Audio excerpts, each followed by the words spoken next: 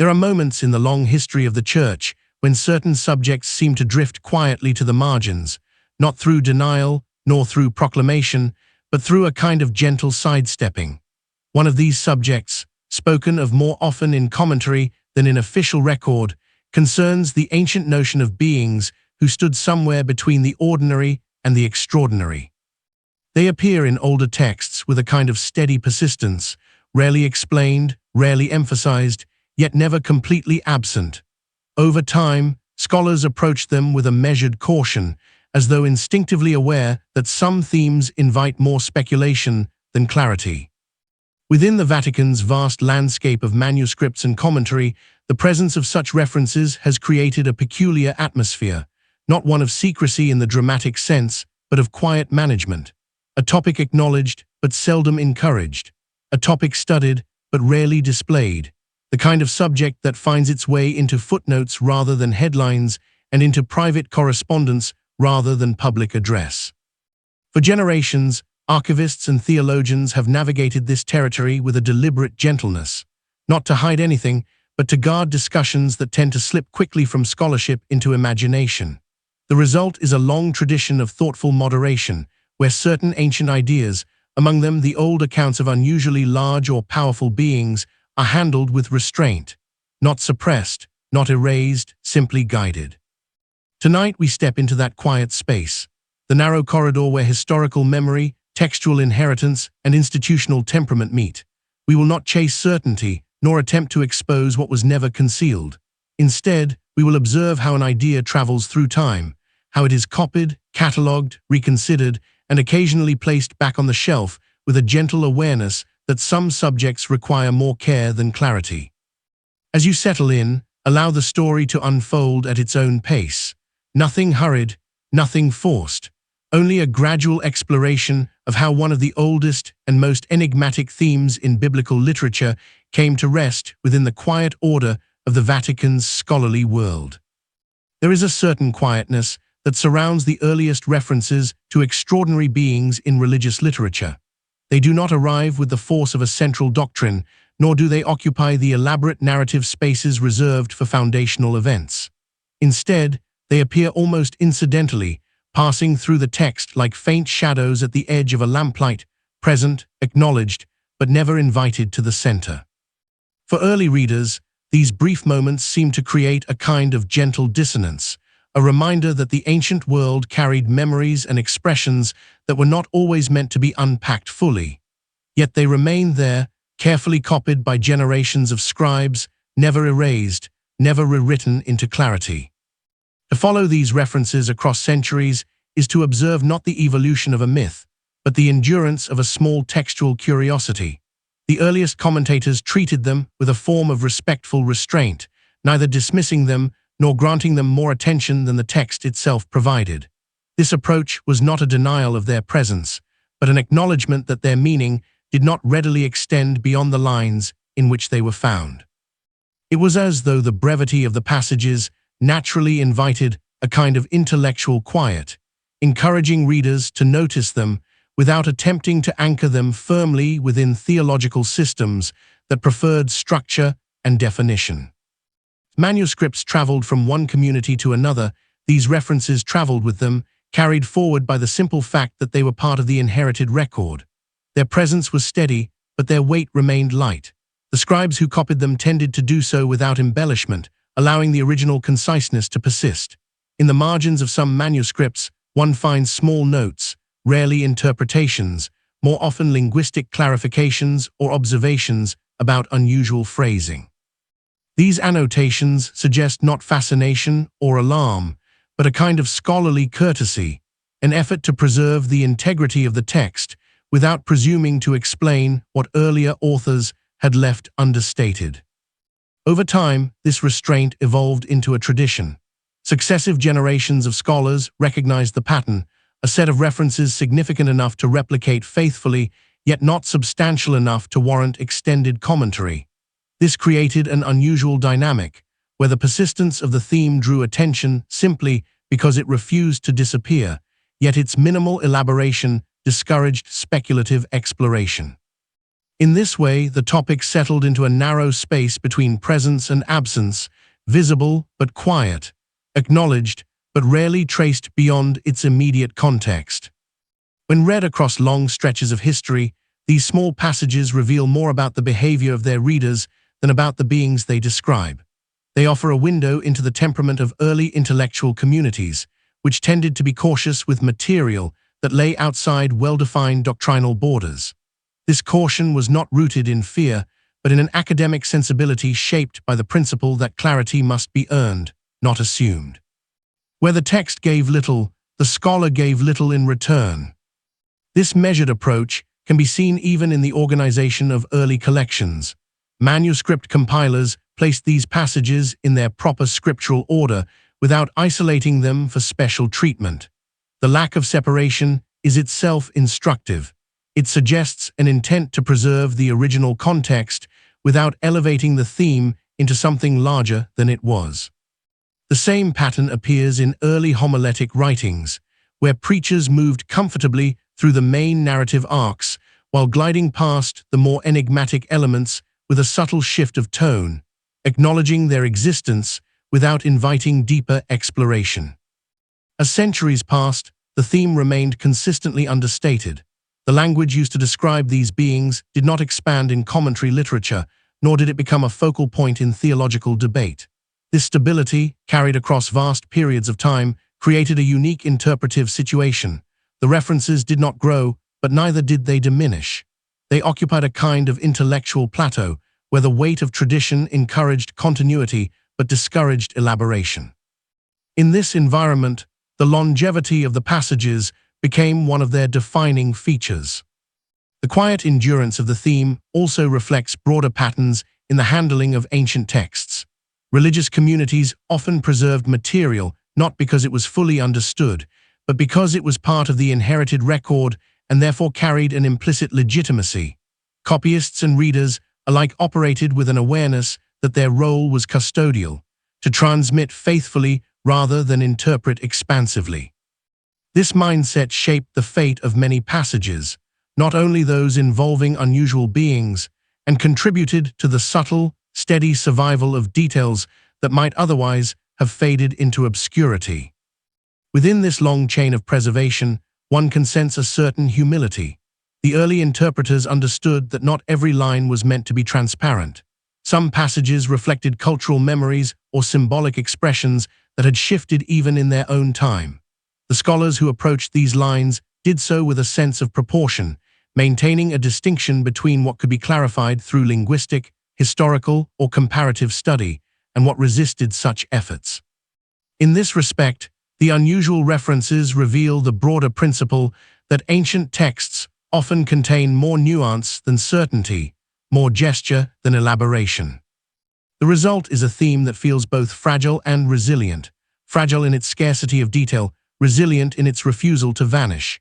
It has traveled through time not because it demanded attention, but because no one ever saw fit to remove it.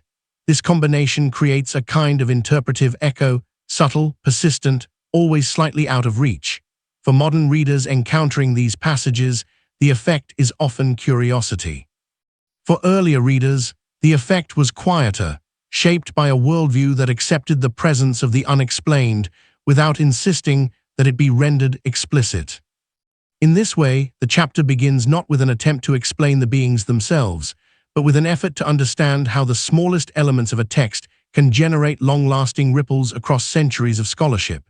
These few references, brief as they are, set in motion a pattern of interpretation that shaped how future generations approached the edges of their texts, the places where meaning is felt rather than resolved.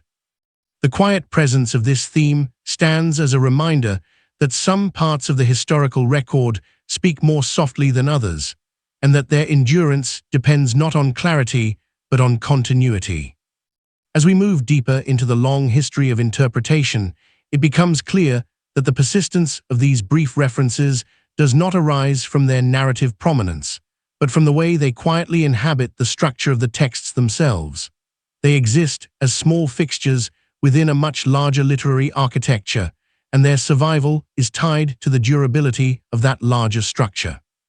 When scholars returned to these writings in later centuries, sometimes for reasons of translation, sometimes for doctrinal clarification, sometimes simply as part of regular study, they encountered the same compact phrases that earlier generations had met. The effect was cumulative. Each encounter renewed a gentle awareness that certain themes, despite their conciseness, inhabit the textual tradition with a steadiness that resists omission. This continuity created a phenomenon where different eras recognized the same details, but did so through distinct intellectual atmospheres. An early reader, accustomed to symbolic or genealogical expressions that no longer resonate with modern audiences, might have simply acknowledged the presence of unusual beings as one more element in the layered world of ancient writings.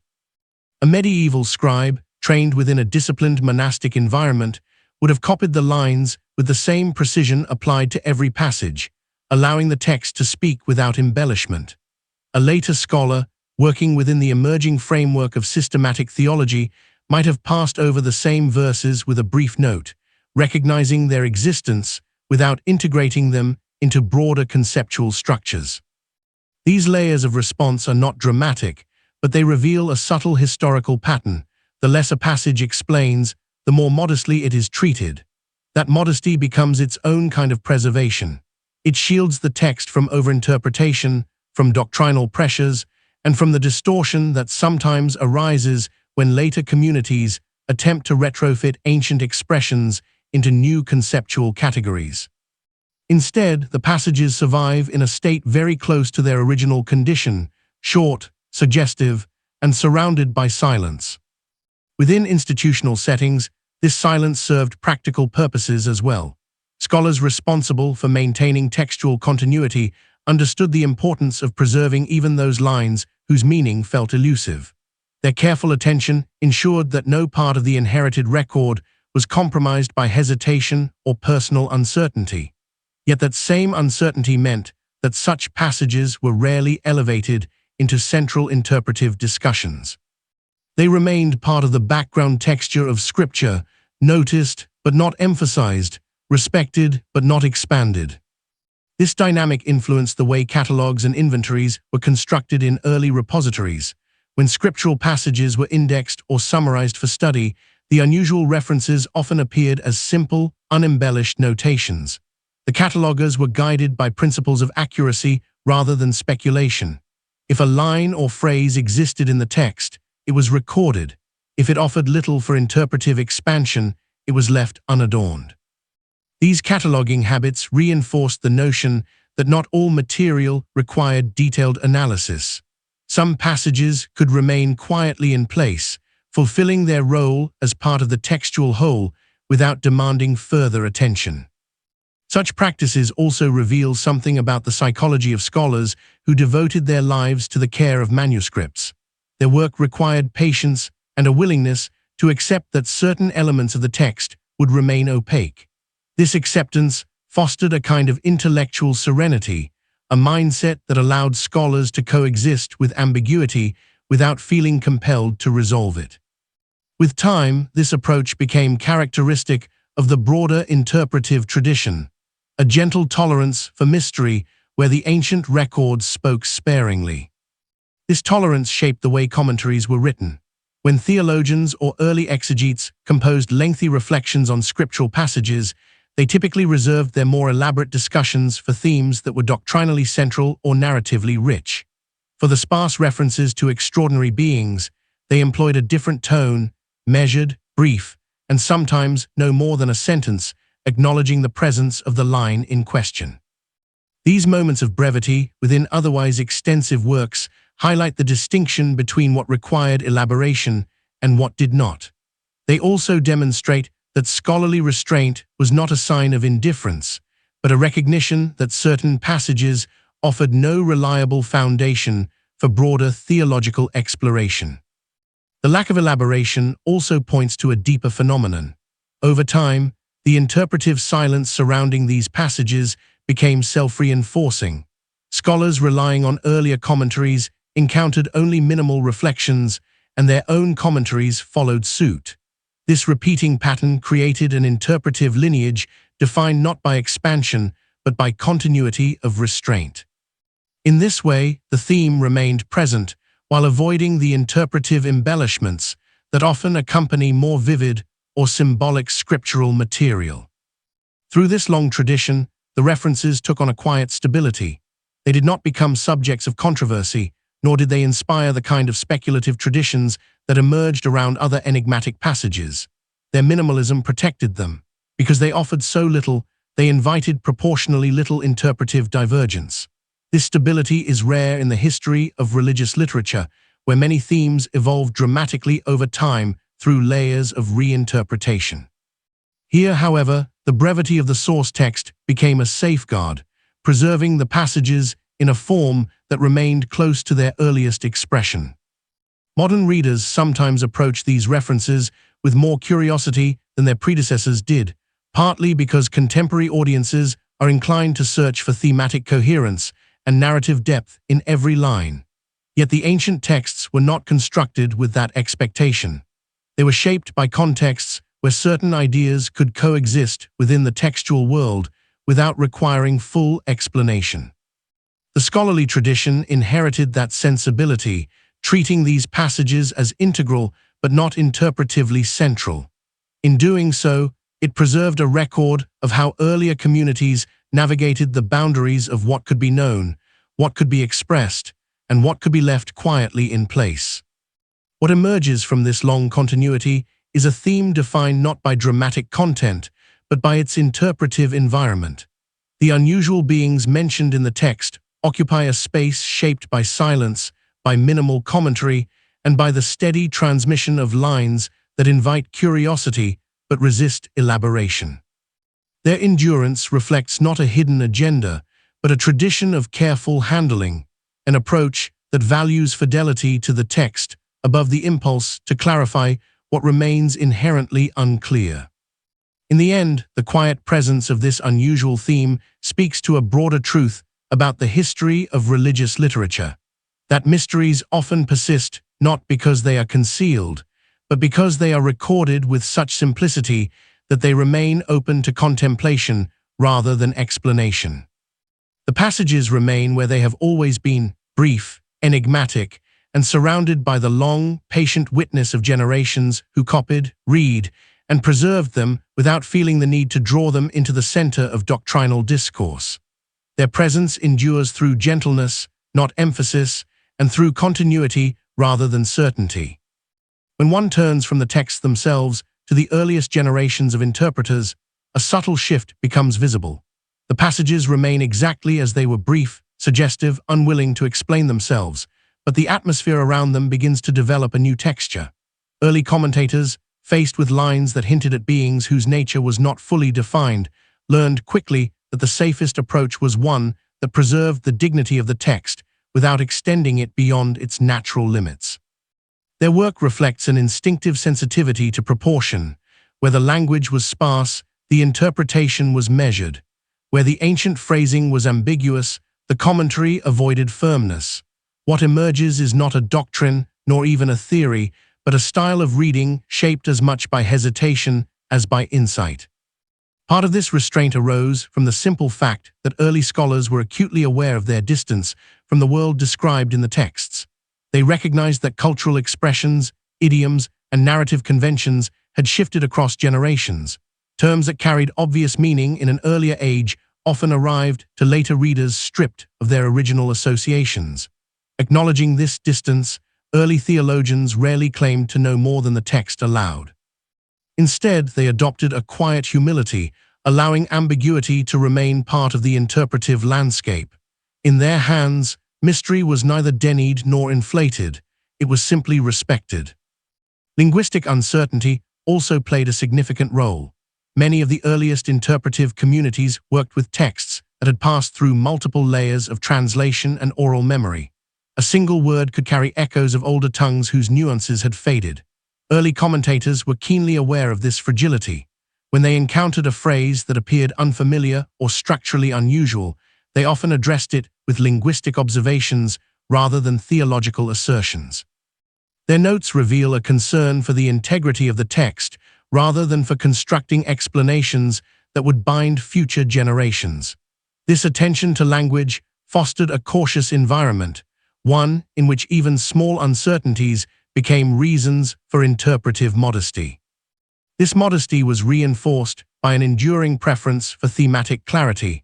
Early scholars tended to devote their energies to passages that supported the well-defined contours of doctrinal teaching, themes that existed at the edges of the text, especially those involving beings whose nature was not central to the narrative, were treated with a certain distance. The decision was not dismissive, it was organizational. The intellectual frameworks of early theological writing relied on coherence, and coherence required prioritizing what was clearly expressed. The more obscure passages remained part of the scriptural body, but they occupied a quieter position, acknowledged without being drawn into the intricate structures of developing theology. Over generations, this approach evolved into something more structured than instinct alone. As commentary traditions expanded, patterns of restraint began to take recognizable form. Early compilers of homiletic material, for example, included reflections on these passages only when necessary to preserve the continuity of a sermon or explanation. Their notes often took the form of brief acknowledgments rather than interpretive endeavors. The effect was cumulative. Later readers encountered not only the original passages, but also the consistent silence that surrounded them. This silence became one of the interpretive boundaries, the unspoken line between what could be safely discussed and what was better left untouched. Within monastic communities, these boundaries took on a daily practicality. Scholars who copied and studied manuscripts as part of their routine work developed a refined sense of which passages warranted attention and which were best treated with a steady, unembellished hand. This discipline was not the result of formal instruction so much as the product of the intellectual environment. Over time, restraint became a habit, and the habit became a tradition. The community learned to handle certain themes gently, not because they were dangerous, but because they were uncertain. The goal was preservation, not reinterpretation. This preservationist mindset shaped the earliest collections of explanatory notes. In these works, one sees a clear preference for careful delineation of what was known and what remained unclear. When early theologians addressed the unusual beings mentioned in the texts, they tended to frame their remarks in terms of what the passage explicitly stated. They avoided extending the idea beyond the boundaries of the text, and when they did speculate, they marked such reflections as tentative. These disclaimers reveal a deep awareness that speculation can take on a life of its own when carried forward through generations. By signaling their uncertainty, early scholars attempted to prevent their hesitations from becoming future certainties. The boundaries established during this period also emerged from a concern for doctrinal stability. The developing theological system relied on clear foundations, and early interpreters were careful not to build structures on passages that lacked sufficient detail. They understood that doctrine needed firm footing, and the ancient references to unusual beings offered little of that solidity. This cautious approach ensured that the broader theological framework remained coherent, and it allowed scholars to treat the enigmatic passages as part of Scripture without requiring them to serve doctrinal functions they were never designed to fulfill. Over time, these boundaries became part of the intellectual identity of early interpretive communities. Students trained under experienced scholars absorbed not only methods of analysis, but also habits of restraint. They learned when to speak and when to refrain, when to expand upon a theme, and when to acknowledge that the text had reached its natural limit. In doing so, they contributed to a tradition that valued proportion, clarity, and respect for the unknown. As this tradition continued, later scholars inherited not only the passages themselves, but also the interpretive caution that surrounded them. The brief references came to be understood as examples of how a text can be faithfully transmitted even when its meaning is not fully grasped. The early commentators did not attempt to fill the silence with speculation. They simply allowed the silence to remain. This choice reflects a particular kind of intellectual atmosphere, one that separates the duty of preservation from the impulse to explain. By examining these early interpretive traditions, one gains insight not only into how scholars approached the unusual references, but also into how intellectual boundaries are formed. These boundaries were not imposed by decree or defined through controversy. They emerged organically from a shared understanding of the limitations of human knowledge and the responsibility to handle ancient texts with care. Through this process, restraint became an enduring part of the interpretive legacy.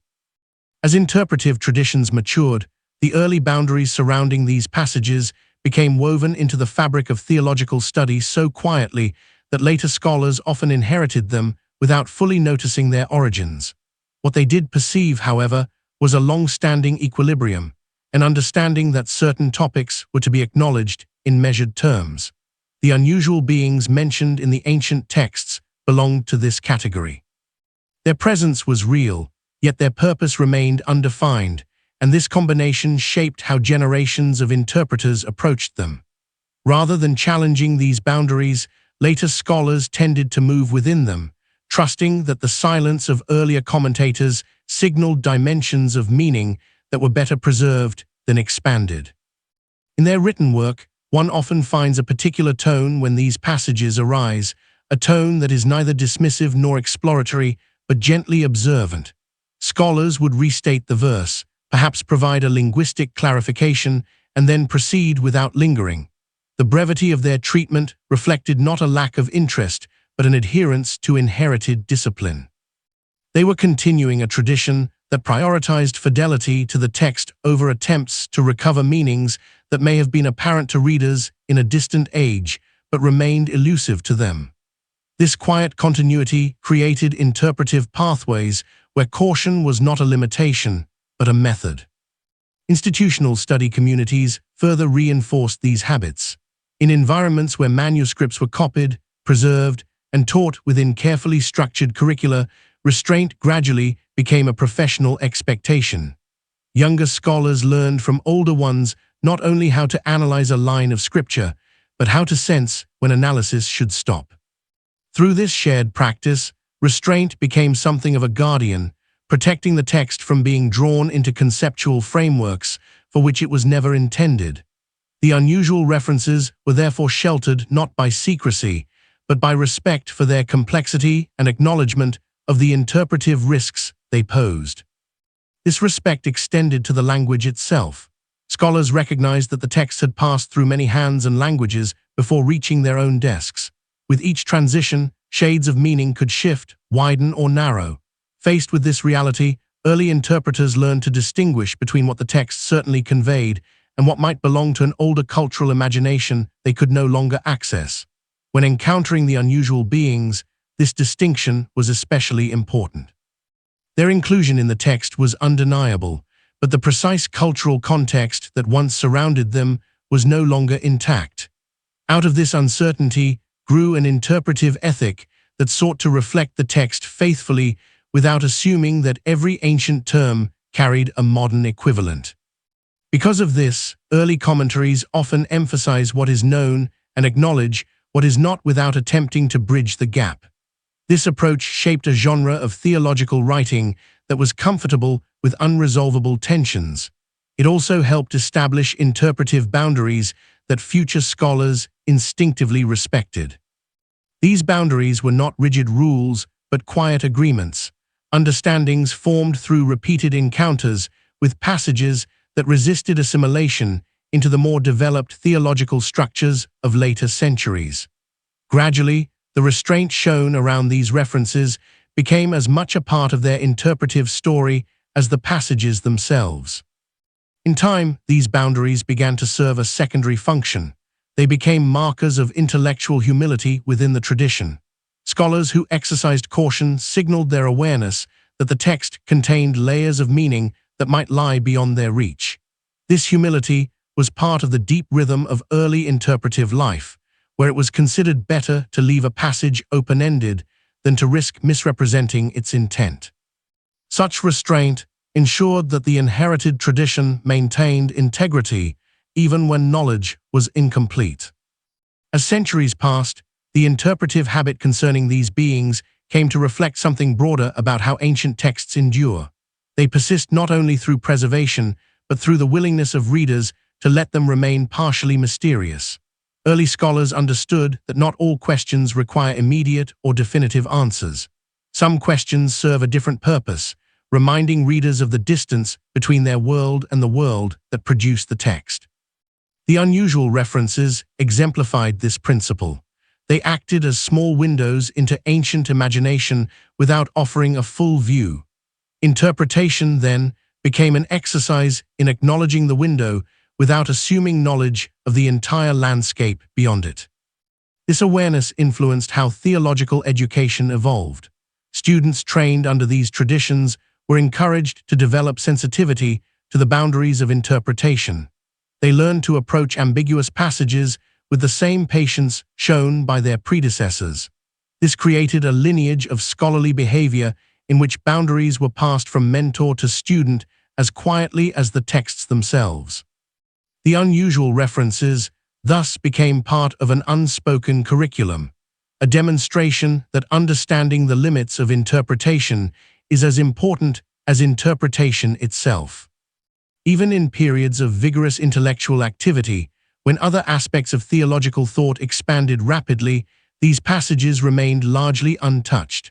Their interpretive boundaries held firm because they were built not on institutional control, but on scholarly consensus about the fragility of the sources. The more scholars reflected on the texts, the more they recognized how much had been lost with time. In that recognition, they found justification for maintaining the restraint inherited from earlier generations. This restraint fostered a kind of interpretive equilibrium. The passages were neither marginalized nor elevated. They remained exactly where the tradition had placed them, acknowledged, preserved, and gently surrounded by respect for the limits of knowledge. In this equilibrium, one can observe how early scholarly habits shaped the intellectual landscape of later centuries. The unusual beings did not become subjects of doctrinal formation or elaborate speculation.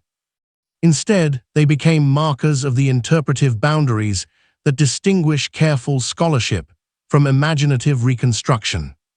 Through this, the chapter reveals a quiet but persistent truth, that the earliest interpretive traditions were less concerned with explaining mystery than with preserving the text that carried it. Their boundaries, shaped by linguistic caution, cultural distance, and intellectual humility, became part of the tradition's identity. In honoring these boundaries, later scholars maintained continuity with the past, ensuring that the text's enigmatic quality survived intact. In this way, interpretive restraint became not merely a habit, but a heritage, one that continues to influence how modern readers encounter the same brief, intriguing passages today. To understand how certain themes endure across long stretches of time, one must eventually step beyond the texts themselves and into the physical spaces where they have been preserved. Among these, the Vatican holds a particularly distinct position, not because it contains forbidden material, but because it has gathered, over many centuries, a density of manuscripts that few other institutions have managed to sustain. Within its walls, the past accumulates not in dramatic revelations, but in layers of quiet memory, each manuscript adding its own fragment to a much larger continuity. The result is an environment where ideas survive as much through presence as through interpretation, carried forward by the simple act of being kept. The atmosphere of these collections is shaped not by the content of the texts, but by the careful routines that surround them. The daily work of archivists, catalogers, and custodians has long been marked by a kind of patient neutrality. Their task has never been to amplify certain themes or diminish others, but to maintain the integrity of the record. This neutrality becomes its own interpretive landscape. In these rooms, a passage of great doctrinal importance may sit only a few feet from a line whose meaning is modest or uncertain, and both receive the same degree of preservation. The shelves do not distinguish between clarity and mystery, they simply gather what history has left. This physical arrangement allows the reader to encounter the ancient world in ways that differ from the more selective focus of scholarly commentary. Walking through such a space, or even imagining it, one becomes aware that the survival of an idea does not always depend on its prominence. Often, its survival owes much more to the diligence of copyists who, centuries earlier, replicated a manuscript line for line. Their intention was rarely to highlight a particular detail. They simply transmitted what lay before them. The Vatican's collections stand as an accumulation of such decisions, each manuscript the product of distant hands that understood their work as a duty rather than an interpretation. The cataloging practices that emerged over time further reinforced this sense of continuity. Early catalogers worked with an understanding that accuracy mattered more than analysis. Their entries were descriptive rather than evaluative, indicating the contents of a manuscript without attempting to guide the reader toward any specific theme. These descriptions formed a structure that allowed material to be located, referenced, and preserved, but they left interpretation entirely to the reader. In this way, even the most enigmatic references persisted in the catalogues without being set apart. They were neither emphasized nor minimized, they simply appeared where the text placed them. This approach shaped the institutional character of the collections. The Vatican became a place where the weight of history accumulated gradually through processes that were careful, consistent, and largely undramatic.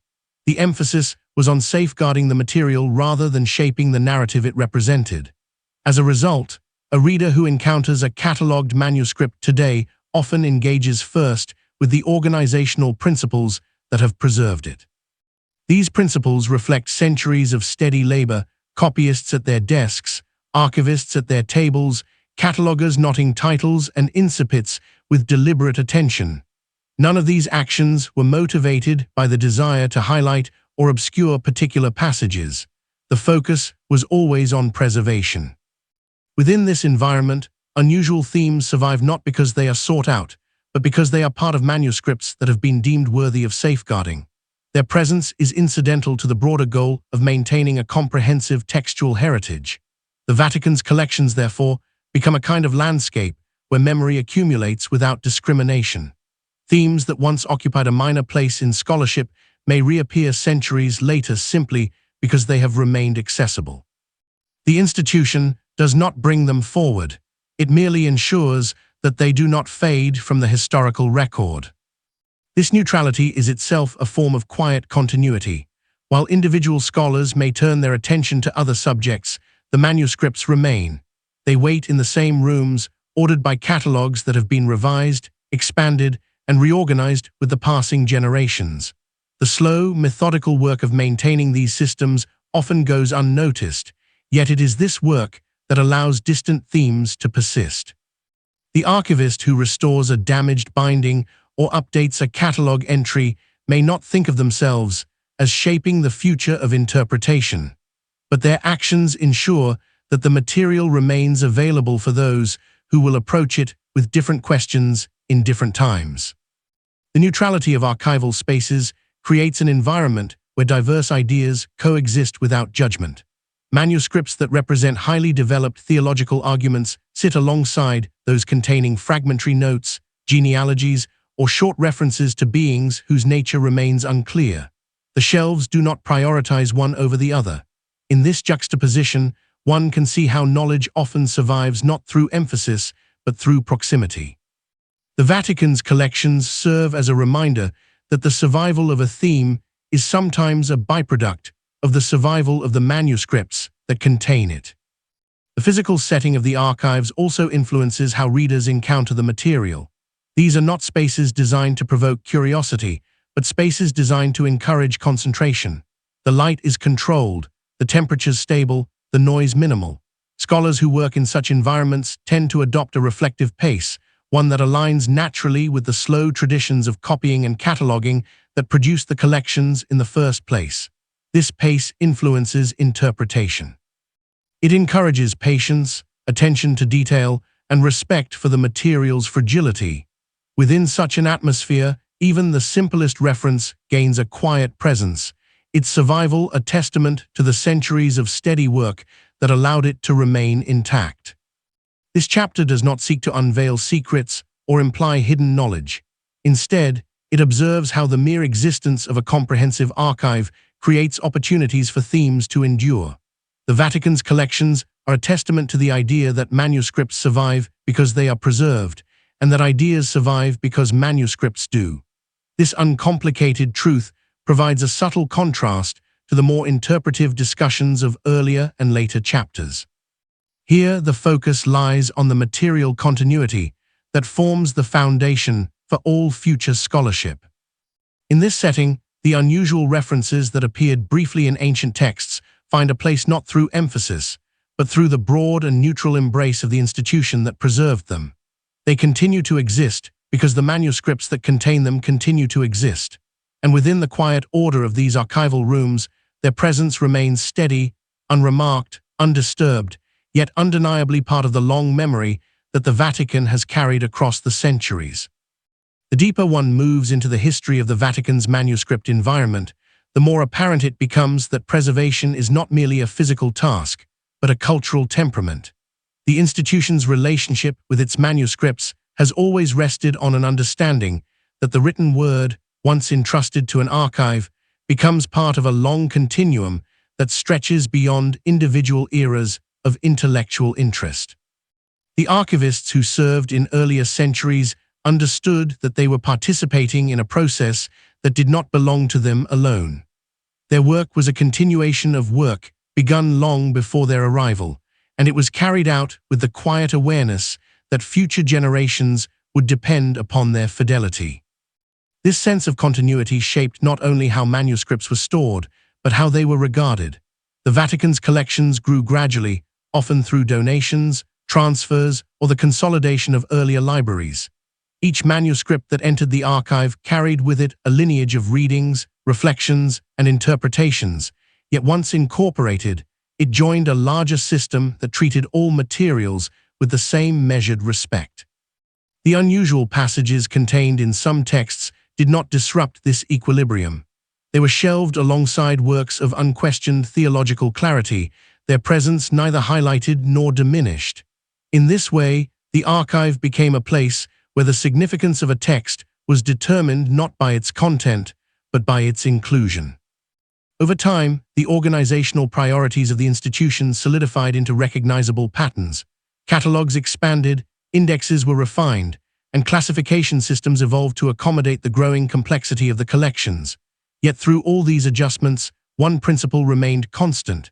The archive existed to preserve, not to interpret. The work of interpretation belonged to scholars who might consult these manuscripts, but the archive itself remained deliberately silent. It preserved without implying meaning, creating a space in which ideas could rest without being shaped by institutional preference. This silence is an important part of the archive's character. It allows the collections to serve as a neutral repository in which diverse intellectual trajectories coexist. A manuscript representing a well-known theological commentary may sit alongside an obscure fragment whose meaning has not been fully understood. A text that once sparked debate may rest beside a quiet genealogical record. Together, they form a landscape that mirrors the complexity of the historical world from which they came. Within this landscape, the endurance of an unusual passage is not the result of emphasis, but of unbroken continuity. The physical stillness of these spaces also shapes how scholars encounter the material. The atmosphere encourages careful reading rather than hurried conclusions.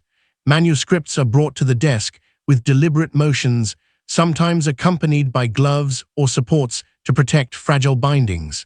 The pages are turned slowly, not out of ceremony, but out of necessity. This measured interaction creates a relationship between reader and text that is fundamentally different from the experience of reading modern printed editions.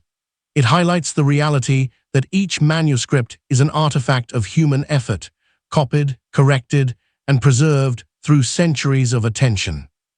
Within such settings, even brief references take on a distinct presence. A line that might slip unnoticed through the eyes of a modern reader suddenly becomes more tangible when encountered on a page whose script reflects hours of labor. The unusual beings mentioned in certain texts appear not as elements of a speculative narrative, but as components of a manuscript that someone once deemed important enough to reproduce in full. The fact that these passages appear in such carefully crafted documents underscores their embeddedness in the wider textual tradition. Their endurance is not the result of curiosity or controversy, it is the result of consistent replication. Vatican's role in this process is often quieter than imagined. Much of its work occurs behind the visible surface of scholarship, in the routines that ensure the physical stability of the manuscripts. Repairs to bindings, controlled environments, careful relocation of materials, and periodic updates to catalogues are all part of the institution's long-term strategy for preservation. These activities may not draw scholarly attention, yet they form the infrastructure upon which scholarship depends. Without them, fragile texts would deteriorate, and the subtle themes carried within them, including the more enigmatic passages, might vanish entirely. The neutrality of the archive also influences how themes re-emerge in later periods. When scholars return to a manuscript centuries after it was first catalogued, the text appears untouched by intervening debates. It presents its content with the same brevity and ambiguity it originally held. The archive does not instruct the scholar on how to read it. It merely offers the material. This relationship preserves the possibility for fresh encounters. A passage that once attracted little interest may resonate differently in a later intellectual climate, but the archive's role remains the same, to provide the text without commentary. In this way, the collections become a form of institutional memory, one that is preserved materially rather than through narrative. They hold the record of what was written, not the record of what should be emphasized. This distinction is essential. It allows the archive to serve as a stable reference point across generations, offering scholars the opportunity to approach the sources without being shaped by shifting interpretive priorities. The unusual references survive because they are part of manuscripts that have been preserved with equal care. The longevity of these manuscripts highlights an important truth about institutional preservation. Ideas often persist because institutions maintain the environments that allow them to endure. In the Vatican's case, this environment is defined by stability. Shelves may be reorganized, catalogues may be updated, reading rooms may be renovated, but the essential principle remains constant. Manuscripts are to be kept, protected, and made available for study. This commitment enables scholars across centuries to encounter the same lines, the same brief references, the same enigmatic expressions, undisturbed by the passing of time. In this quiet landscape of memory, the ancient references discussed in earlier chapters find their place. They are not foregrounded, nor need they be. Their survival speaks not to hidden currents of knowledge, but to the patient work of those who have preserved the written record through long stretches of history. The archive, in its neutrality, becomes a testament to continuity, a place where ideas remain accessible simply because the manuscripts that contain them have been kept safe. And within this continuity, themes that once occupied modest positions in the text continue to exist, waiting for the reader who encounters them with the same curiosity, caution, or questions that marked the earliest generations of interpretation. Long before manuscripts found their way into carefully organized archives, before they were catalogued, restored, or placed in climate-controlled rooms, they passed through the hands of individuals whose work required deep familiarity with the written word. These were the copyists, scribes, and manuscript craftsmen of the medieval and early modern world. Their task was deceptively simple: to reproduce a text faithfully. Yet the simplicity of the task concealed a great deal of quiet labor, attentive skill, and personal interaction with the material. It is within this personal space, between the lines of the text and the mind of the scribe, that one begins to glimpse the subtle ways in which unusual passages were noticed, considered, and then carried forward without elaboration. The life of a copyist often unfolded in routine. Hours were spent at a desk, bent over parchment or paper, getting ink across the surface with steady precision. In such an environment, the written word became not only an object of transmission, but a landscape through which the scribe moved slowly, at a pace dictated by the careful rhythm of the hand. This slow progress meant that every line was encountered deliberately. Nothing could be skimmed. Even the simplest phrase required the same physical engagement as the most intricate passage. And in this deliberate engagement, scribes inevitably formed impressions, small, private reactions to particular words, unusual turns of phrase, and the occasional appearance of material that felt unexpectedly enigmatic. For most passages, the scribe's response took the form of unbroken transcription. The goal was accuracy, not interpretation. Yet across centuries, small marks left in margins reveal that scribes occasionally paused.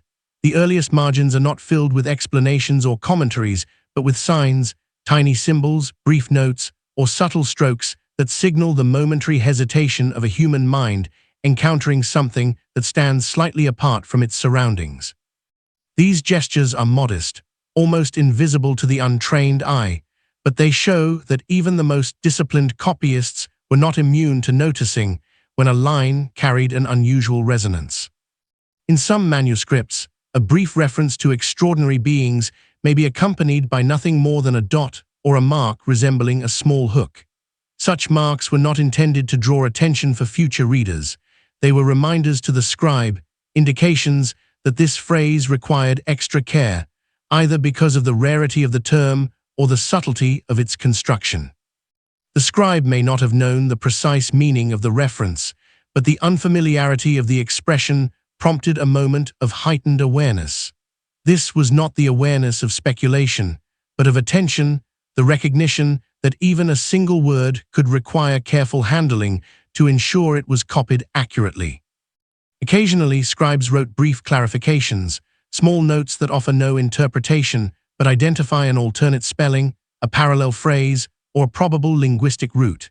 These notes reveal that the scribe's first instinct was not to explain the passage, but to ensure that the transmission remained faithful. When an unusual phrase appeared, the marginal note served as a form of quiet stewardship, acknowledging the difficulty without attempting to resolve it.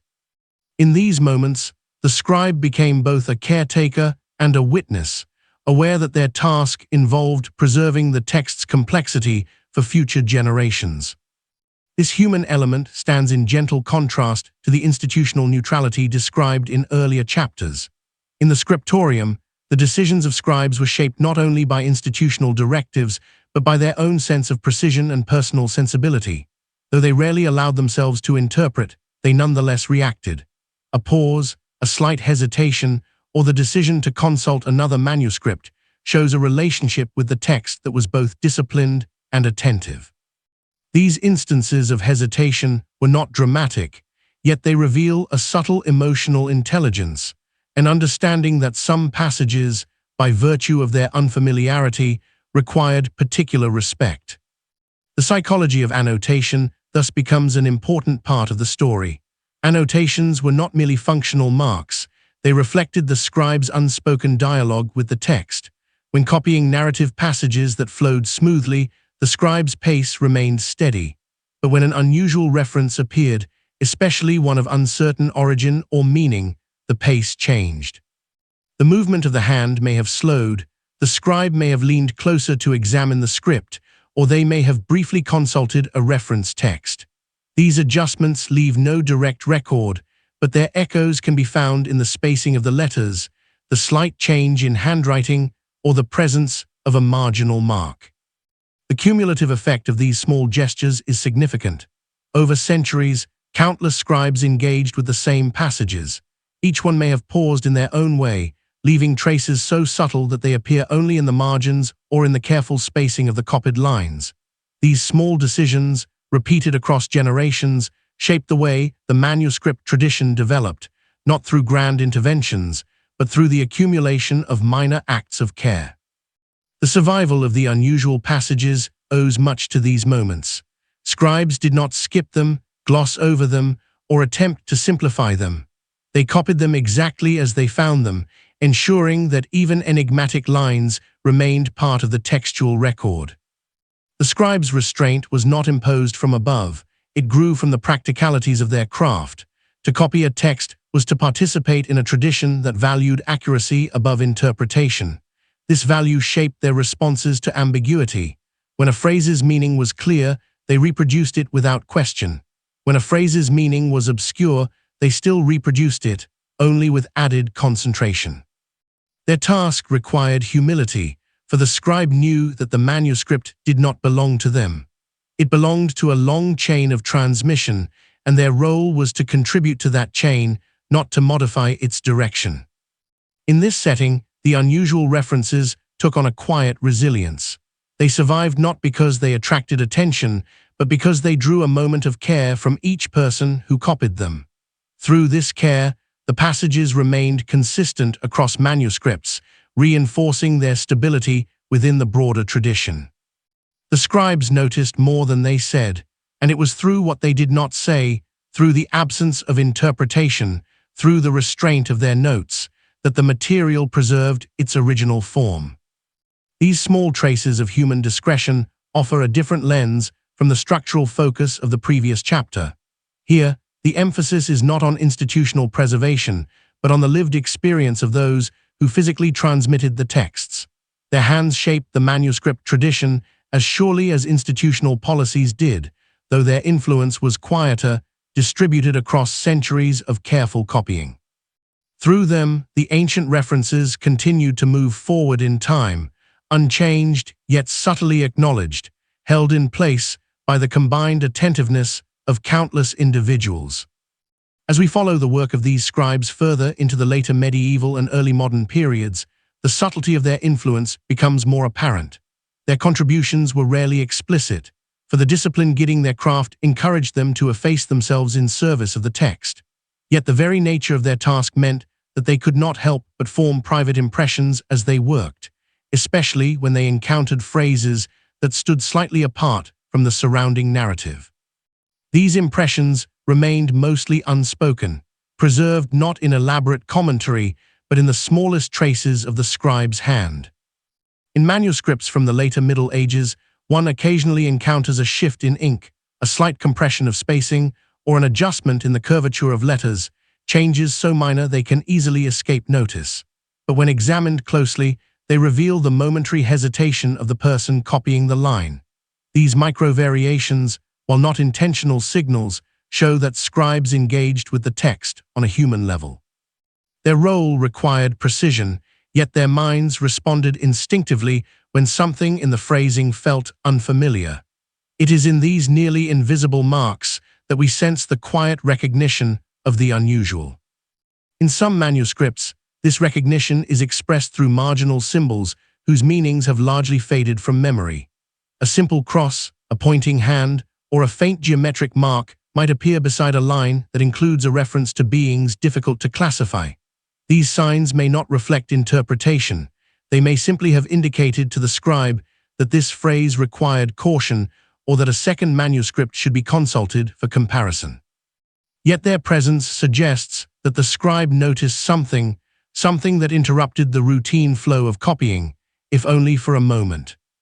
Such moments were shaped by the psychological environment in which scribes worked. Copying a manuscript required both concentration and endurance.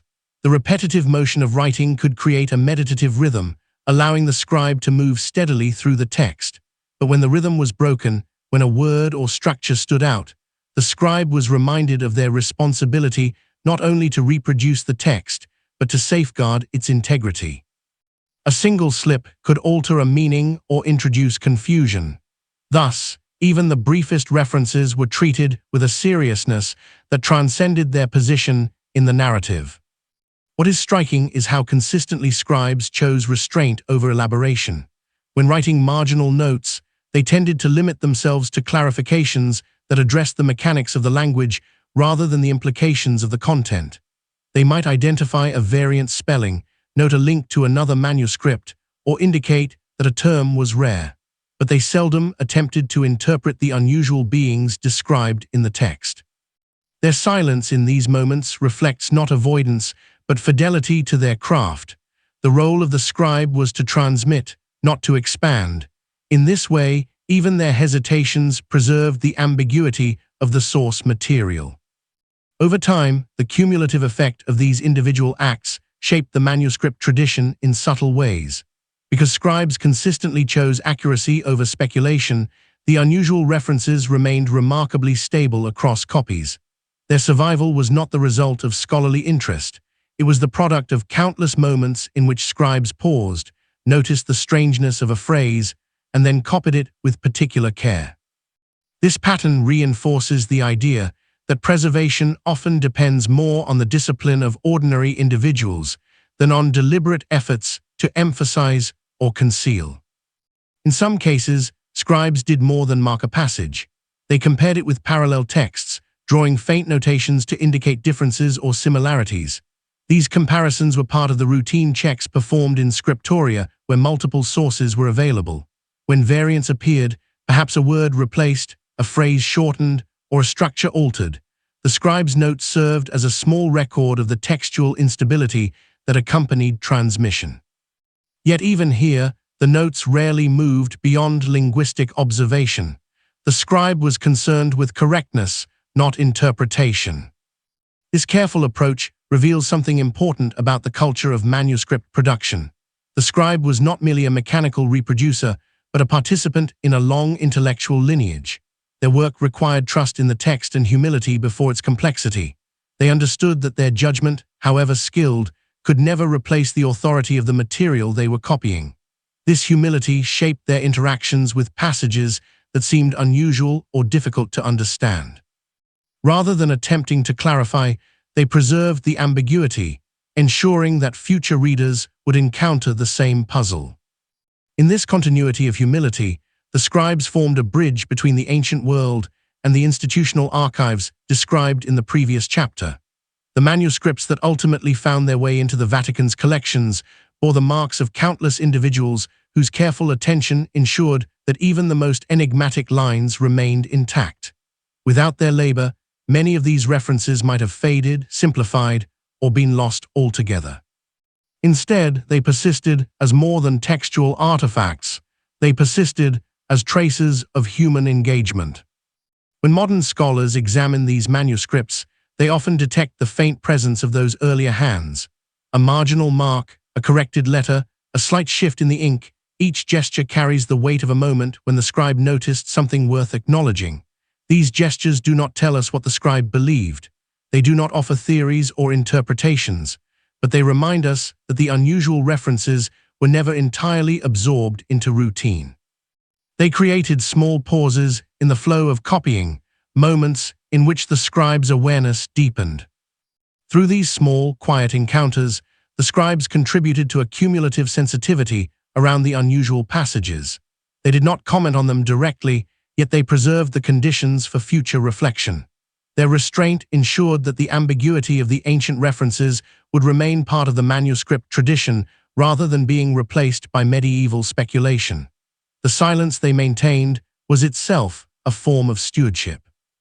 In the end, what emerges from the work of these scribes is a portrait of how human discretion shapes the life of a text. Their contributions were not dramatic, yet they had profound consequences. They noticed more than they said, and what they said was measured. Their hesitations, marginal marks, and choices of what not to explain created a manuscript tradition that preserved both the clarity and the strangeness of the source material.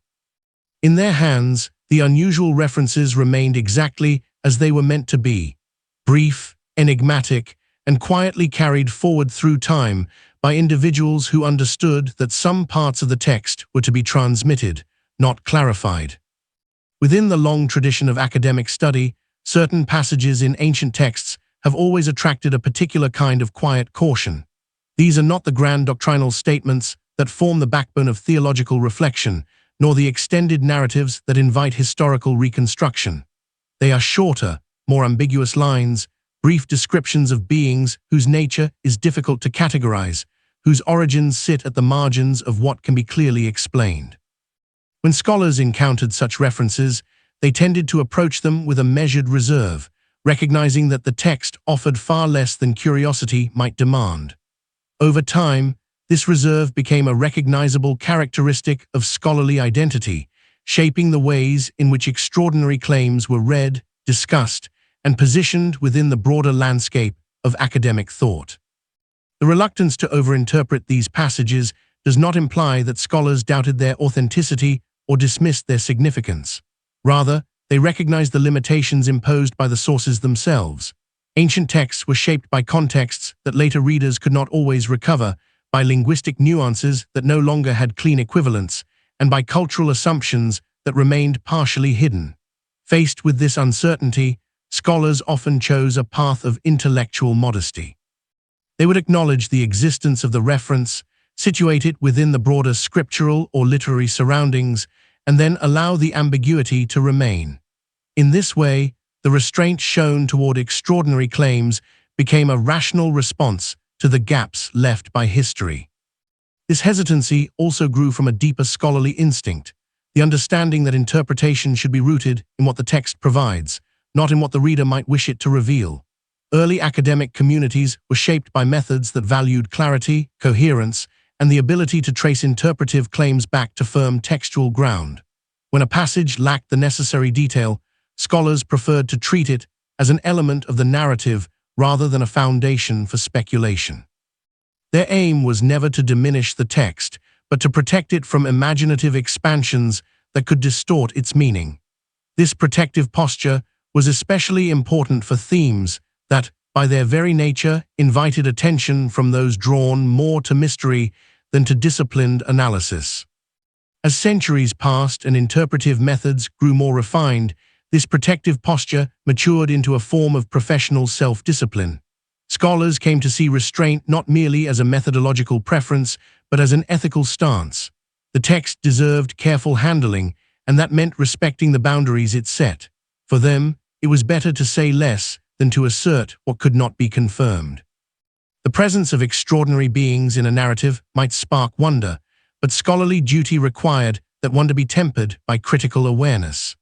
This awareness included the recognition that the allure of unusual themes could easily lead readers away from the broader theological or literary currents that shaped the text's purpose. This sense of proportion influenced how scholars framed their work. When writing commentaries, they often organized discussions around the central theological or historical themes of a passage. The more obscure references were acknowledged but rarely designated as interpretive keys. This approach helped to maintain balance within the commentary tradition, preventing the unusual from overshadowing the central. It also ensured continuity across generations. Later scholars inherited not only the texts, but the patterns of restraint that surrounded them. Much of this restraint was reinforced by the communal nature of academic life. Scholars were not isolated individuals, but members of networks, monastic, clerical, or later, university-based, that cultivated shared habits of reading and reflection. Within these communities, the cautious handling of ambiguous material became an unspoken standard. Younger scholars learned from the examples set by their teachers, observing the care with which they navigated uncertain passages. In time, this carefulness became part of the scholarly ethos, an expected element of responsible interpretation. The reluctance to overinterpret extraordinary claims also reflected a broader understanding of how easily such material could be misused. Throughout history, passages involving unusual beings had a tendency to attract attention from outside academic circles. Popular imagination, unbounded by the constraints of philology or historical method, often gravitated toward the mysterious. Scholars recognized that their own role required a different posture. They were tasked not with satisfying curiosity, but with preserving intellectual integrity. For them, the excitement surrounding ambiguous material was a reason for caution, not elaboration. This tension between scholarly reserve and popular fascination shaped the academic handling of extraordinary claims across eras. As interest outside scholarly circles grew, the academic response often grew more careful, as if to counterbalance the speculative impulses that accompanied the topic. The more widely the extraordinary was discussed beyond the academy, the more deliberately restrained the commentary within it became. This was not dismissal, but equilibrium. Scholars sought to maintain the distinction between rigorous study and imaginative extrapolation. In this environment, restraint became more than a habit, it became a virtue. It signaled a commitment to accuracy, to fidelity, and to the limits of knowledge. Scholars who modeled this restraint showed that intellectual discipline was not merely a methodological choice, but an aspect of character. To interpret responsibly meant to recognize that some questions could not be answered within the boundaries of the surviving material. This virtue of restraint also contributed to the endurance of the unusual passages in their original form. Because scholars refused to stretch their meaning, the references were not pulled into systems of interpretation that might have distorted them. They remained textual fragments rather than doctrinal building blocks, preserving their original ambiguity. In this way, scholarly hesitation became a protective mechanism, allowing the ancient lines to retain the shape and silence with which they entered the tradition. By foregrounding this long-standing hesitation, the chapter reveals how deeply academic identity has been shaped by the need to balance curiosity with caution. Scholars did not reject extraordinary material, they simply recognized that not all material demands equal interpretive weight. Their hesitancy reflects a respect for the boundaries of knowledge rather than an attempt to suppress its more enigmatic aspects. Through their restraint, they shaped a tradition in which the extraordinary survived, not through explanation, but through the preservation of its unresolved nature. As the scholarly temperament matured across later periods of intellectual history, the hesitation surrounding extraordinary claims did not fade. Instead, it deepened into a distinguishing feature of serious academic work. Scholars increasingly recognized that texts containing brief references to unusual beings occupied a delicate space, neither central enough to demand extended doctrinal attention, nor peripheral enough to be ignored. They remained within the literature as quiet reminders of the complexity of the ancient world, and scholars met that complexity with an ever-refining sense of proportion. The purpose of study, as many came to understand, was not to illuminate every obscurity, but to remain faithful to what the text could reliably support. This fidelity shaped generations of commentary. As scholars wrote their analyses, they often allowed the extraordinary references to remain in place without expansion. Their treatises might explore the nuances of theological themes, historical settings, and linguistic patterns, yet when they reached the passages describing beings of unusual stature or origin, the commentary would typically contract. A brief acknowledgement, a linguistic observation, perhaps a comparison to a parallel text, these were the most common gestures. The brevity was intentional. It demonstrated a commitment to intellectual honesty, a refusal to claim knowledge where none could be confidently established. Such restraint was not only methodological, it was psychological. Scholars understood the subtle allure of the extraordinary. They recognized that imaginative interpretations could easily overshadow the more grounded work of contextual analysis. This awareness created an internal discipline, a quiet reminder that certain paths of inquiry, though tempting, offered little stability. The texts provided only a handful of words, and scholarship built on such slender foundations was unlikely to stand.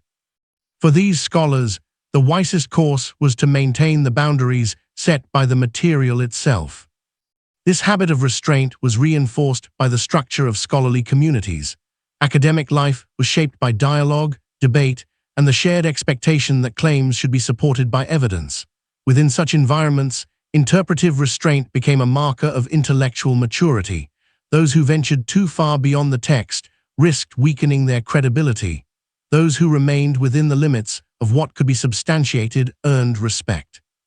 Over time, this pattern produced an interpretive culture in which caution surrounded extraordinary claims not because they were inherently troubling, but because they lacked the detail necessary for confident analysis. The boundaries shaped by this culture were not rigid, but they were enduring. They allowed scholars to maintain a clear distinction between what the text explicitly stated and what later imagination might supply. In this distinction, one sees a form of intellectual humility.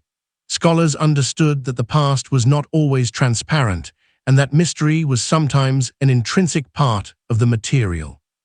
Rather than seeking to remove this mystery, they treated it with a kind of hospitality, allowing it to remain, but refusing to give it more weight than the text allowed.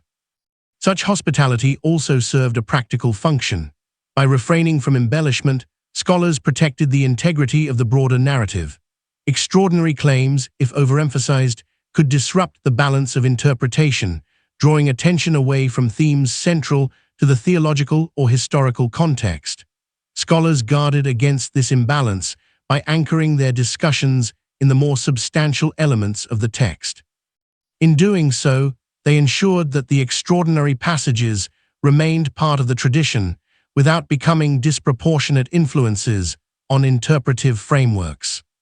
This careful posture was especially evident during periods when curiosity about unusual beings surged beyond academic circles. When interest in these passages grew among those who approached the text with fascination rather than caution, scholars did not respond by attempting to close the discussion. Instead, they held more firmly to their restraint. They recognized that the distinction between popular imagination and scholarly analysis depended on their willingness to maintain measured boundaries. Their restraint did not diminish the text's allure. It simply protected the scholarly discourse from the distortions that sometimes accompanied enthusiastic speculation. The more speculative interpretations remained outside the centers of academic study, creating a parallel world of imaginative engagement that existed alongside the quieter world of scholarly work. Rather than attempting to merge these worlds, scholars allowed them to coexist, each governed by its own methods and assumptions. In this coexistence, one sees how the boundaries surrounding extraordinary claims helped preserve the integrity of academic inquiry. Scholars understood that their role was not to compete with or correct popular imagination, but to remain faithful to the standards of their own discipline. Through centuries of commentary, reflection, and quiet deliberation, scholarly hesitation became a way of honoring the text's complexity. It ensured that the unusual passages retained their original form, compact, intriguing, and surrounded by a silence that reflected both fascination and respect. The silence was not avoidance. It was recognition that the passage's meaning remained just beyond reach. This chapter reveals that scholarly hesitation is not a defensive gesture, but a gesture of intellectual care. It acknowledges the limits of knowledge while upholding the responsibility to interpret faithfully. In this context, restraint becomes a form of wisdom. It allows the extraordinary to remain extraordinary without granting it more authority than the text itself provides. Scholars learn to move around these passages with gentleness, aware that some lines were not meant to be expanded, only preserved. In this disciplined approach, one sees the essence of the scholarly tradition, a commitment to clarity where clarity is possible, and to silence where the text insists upon ambiguity. This balance has allowed extraordinary claims to persist through centuries without being transformed beyond recognition. Through the steady practice of measured reading, scholars ensured that the ancient references survived in their original form, enigmatic, subtle, and quietly suggestive, untouched by the excesses of interpretation and carried forward by the enduring virtue of restraint. As the manuscript tradition moved gradually beyond the confines of ecclesiastical libraries and monastic scriptoria, the interpretations of certain passages began to shift in subtle but noteworthy ways. Outside the disciplined habits of official theology, new readers encountered the same brief references, lines that described beings whose nature remained uncertain, and responded with a different set of instincts. Antiquarians, early humanists, and later independent scholars approached these texts without the same obligations to doctrinal balance or pastoral caution. Their interests were varied, and their interpretive styles reflected the intellectual climates in which they lived. In this broader environment, the unusual passages gained new trajectories, not because they offered more clarity, but because readers beyond the church's walls were willing to entertain a wider range of possibilities. These external readers did not form a unified group. Antiquarians were often motivated by historical curiosity, drawn to traces of ancient cultures that seemed distant from their own time. Humanists, influenced by classical literature and by the rediscovery of older languages, tended to read ancient texts with a blend of admiration and analytic rigor. Independent scholars, operating without institutional guidance, sometimes followed personal interests wherever they led, unconstrained by expectations of theological sobriety. Each group encountered the same enigmatic lines, but responded differently, allowing the material to unfold according to their varied intellectual habits. In these hands, the extraordinary references took on a more fluid interpretive life. Antiquarians might place them within broader discussions of ancient mythology, drawing parallels that ecclesiastical scholars would have viewed with caution. Humanists, with their passion for classical sources, sometimes treated the unusual beings as remnants of older literary traditions, connecting them to motifs found in works from the ancient Mediterranean world. Independent scholars, unbound by strict method, occasionally allowed their imagination to reach further still, finding in the sparse lines a path towards speculative histories or symbolic readings that would have seemed excessive within institutional study. Yet even as these interpretations diverged, they retained a kind of intellectual sincerity. The external readers did not set out to challenge or undermine ecclesiastical scholarship. Their work grew naturally from the tools and interests available to them. Because they did not carry the same responsibility for doctrinal consistency, they could afford to explore connections that official interpreters would regard with hesitation. This freedom of thought created a contrast that illuminates the careful posture of the Church's scholars. The divergence was not a matter of disagreement, but of differing intellectual landscapes. These landscapes allowed complexity to re-enter discussions that within institutional settings had been kept deliberately contained. A reference that ecclesiastical scholars treated as a brief narrative detail might, in non-ecclesiastical writings, become part of a broader reflection on ancient beliefs or lost cultural memories. The external readers did not necessarily claim certainty, but their willingness to entertain multiple possibilities added layers that institutional scholars had chosen to set aside. These alternative readings, while speculative, were not without effect. They reintroduced interpretive energy into themes that official scholarship preferred to leave in their original, understated form. This reintroduction was rarely confrontational. The Church's scholars did not respond by attempting to restrict or correct the external interpretations. Instead, they maintained their established habits of caution and proportionality. Yet the presence of alternative readings beyond institutional boundaries created a subtle intellectual tension. It reminded ecclesiastical scholars that the texts existed in a broader world where curiosity was not governed by the same structures of restraint. This awareness did not change the internal methods of interpretation, but it did shape the atmosphere in which those methods were practiced. Scholars became more conscious of the distinction between interpretation grounded in textual fidelity and interpretation motivated by broader cultural speculation. As ideas circulated across regions and through private libraries, the movement of manuscripts contributed to this widening interpretive space. Humanists who collected ancient works often brought together texts from different traditions, allowing parallels to emerge that were invisible within the more focused confines of ecclesiastical collections. Independent scholars who wrote commentaries or notebooks, sometimes unpublished during their lifetimes, left behind reflections that blended philology, history, and personal thought. These reflections added to the diversity of responses that surrounded the extraordinary passages. The Church's scholars, aware of this diversity, continued to hold to their own tradition of restraint. They did not attempt to silence external voices, for these voices operated in realms where institutional authority was not the guiding principle. Instead, they reinforced their internal boundaries, recognizing that the integrity of academic theology depended on maintaining a distinction between disciplined analysis and broader speculation.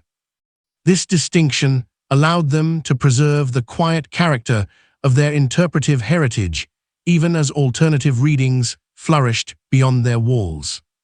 Through this divergence, the extraordinary passages gained a new kind of presence. Within institutional study, they remained brief, enigmatic details. Outside institutionally guided spaces, they became points of connection, prompting readers to consider cultural histories or symbolic structures that stretched across centuries. These varied responses reveal how ideas migrate when they move through different intellectual environments. A passage that carries limited significance for one group can become a starting point for wide-ranging inquiry in another. This migration did not distort the original text. Rather, it demonstrated the flexibility of interpretation when freed from institutional expectations. The Church's scholars watched this process from a distance, acknowledging the existence of alternative readings without allowing those readings to reshape their own methods. Their restraint became a counterbalance to the expansive tendencies found outside their circles. The two approaches, though different, created a dynamic interplay that shaped the broader interpretive landscape. The extraordinary references were preserved in their understated form within ecclesiastical scholarship, while gaining new layers of curiosity and complexity beyond it. This chapter thus highlights the way in which intellectual ecosystems influence the fate of ideas. Within the Church, the emphasis remained on clarity, proportion, and fidelity to the text. Beyond the Church, curiosity was allowed greater freedom, leading to interpretations that, while speculative, reflected genuine engagement with the ancient material. Together, these contrasting approaches shaped the history of how the extraordinary passages were read, discussed, and understood. They formed a dialogue between caution and exploration, a dialogue that continues to echo across the centuries. As the interpretive world broadened, the distance between institutional and non-institutional approaches became more defined, though never oppositional. The manuscripts themselves moved quietly across borders, acquired, copied, exchanged, or simply read by hands far removed from ecclesiastical structures. And with each movement came the possibility that the brief, enigmatic references within them would be met by a reader whose imagination was shaped by different experiences, different intellectual priorities, and different expectations of what a text might reveal. Some of these readers lived in the margins of formal scholarship, engaged in pursuits that blended historical inquiry with personal curiosity. Their libraries, often eclectic, combined classical literature, theological works, travel accounts, natural philosophy, and antiquarian collections. When such readers encountered the ancient references to extraordinary beings, they were inclined to place them within this broader constellation of material. Their reflections were not bound by ecclesiastical caution. They could explore connections that official scholars viewed as too uncertain to pursue. For these independent thinkers, the enigmatic passages did not disrupt the text, they expanded it. In the writings that survive from these readers, one finds traces of an interpretive freedom shaped less by doctrinal frameworks and more by the intellectual currents of their time. Some saw the unusual beings as remnants of older mythic structures, viewing them as symbolic echoes rather than literal entities. Others interpreted them within emerging historical models, searching for parallels in ancient chronicles or folk traditions.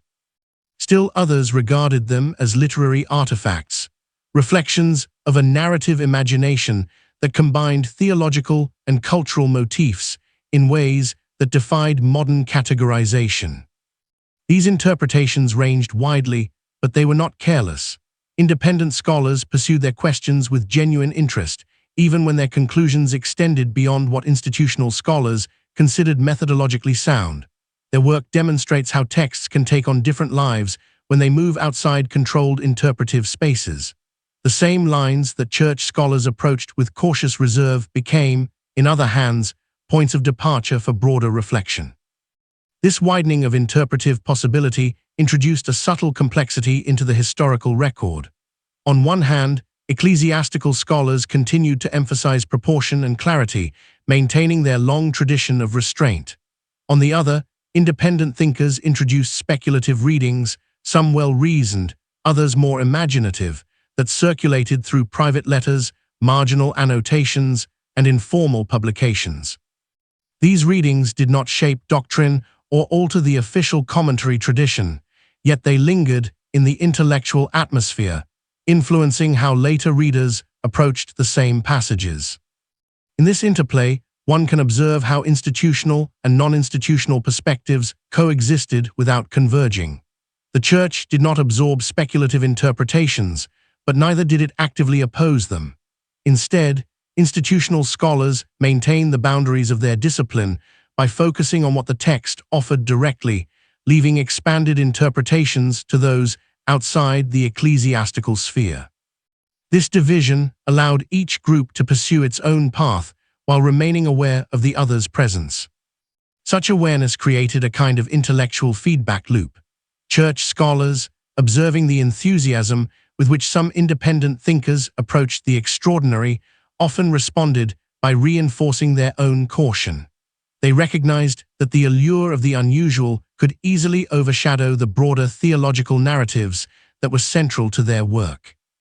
This encouraged them to sharpen their commitment to disciplined interpretation, not out of opposition to external readings, but out of a desire to preserve the stability of their own methods. Conversely, independent scholars, aware of the Church's restraint, sometimes treated the extraordinary passages as opportunities for exploration, precisely because they lay beyond the areas most thoroughly examined by official scholarship. The lack of extensive ecclesiastical commentary created a sense of interpretive openness. Since institutional voices remained quiet on these passages, external thinkers felt freer to experiment with ideas that might have seemed excessive in a more structured academic environment. Through this dynamic, the extraordinary references became a kind of intellectual boundary marker. They showed how far the Church was willing to go in its interpretive practices, and they demonstrated where external readers felt invited to extend the discussion. These boundaries were fluid, shaped less by explicit rules than by the differing purposes of ecclesiastical and non-ecclesiastical scholarship. Yet the contrast between the two approaches highlighted the distinctive qualities of each tradition. The more speculative readings never replaced the careful handling practiced within the Church, yet they contributed to a broader cultural awareness of the passages, ensuring that the unusual references did not fade entirely into obscurity. Independent scholars helped keep alive the sense that the texts contained elements still open to reflection, even if those elements did not fit neatly into existing interpretive frameworks. Their willingness to explore uncertainty kept the passages visible in ways that institutional commentary alone might not have achieved. At the same time, ecclesiastical scholars continued to protect the integrity of their interpretive tradition. They acknowledged the existence of diverse readings, but they did not allow these readings to influence the principles that guided their own work. Their discipline acted as a kind of anchor, ensuring that the foundational texts remained stable and that the extraordinary did not overshadow the essential. This balance, speculative inquiry outside the Church, disciplined interpretation within it, created a landscape in which the extraordinary passages survived with both continuity and complexity. The movement of ideas across these different communities reveals the subtle ways in which interpretation can evolve without losing its core. The Church maintained its restraint. Independent scholars explored broader possibilities. The result was not conflict, but divergence, a branching of interpretive paths that illuminated the strengths and limitations of each. In this divergence, the extraordinary references gained a wider interpretive life while retaining their essential ambiguity. What emerges from this interplay is a reminder that texts travel not only across time, but across intellectual boundaries. Their meaning is shaped not only by what institutions teach, but by what individuals consider worth pondering. The unusual passages, with their sparse detail and evocative phrasing, invited different responses from different readers. Each response added a layer to the history of interpretation, yet none altered the text itself. Through this quiet, extended dialogue between institutional caution and external curiosity, the extraordinary references were preserved, unchanged in form, varied in reception, and enriched by the multiplicity of minds that engaged with them. When one considers the Vatican's place in the long history of interpretation, it becomes important to draw a distinction that is often misunderstood. The institution has indeed played a guiding role in the shaping of theological discourse, but that role has seldom taken the form of strict control or deliberate concealment. Instead, its influence has been expressed through quieter mechanisms, curricula, commentary traditions, patterns of emphasis, and the subtle elevation of certain voices whose clarity matched the institution's preference for stability.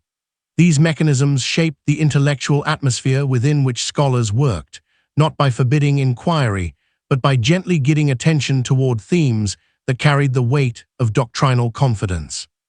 In this sense, the Vatican acted less as a gatekeeper and more as a curator. The difference is significant. A gatekeeper restricts access, a curator arranges the material in ways that support a particular mode of engagement. Within the Vatican's scholarly and educational frameworks, the texts themselves were preserved in their entirety, but the pathways through which they were approached were structured with care. Students and theologians were encouraged to focus on passages that supported the formation of consistent theological systems. Material that was ambiguous, marginal, or difficult to classify was acknowledged but seldom elevated. The result was not suppression but proportion, a deliberate shaping of interpretive attention. This shaping can be seen most clearly in the educational patterns that developed around the training of clergy and scholars. Formal curricula emphasized the study of passages whose meanings were clear and whose implications could be integrated into a stable doctrinal framework.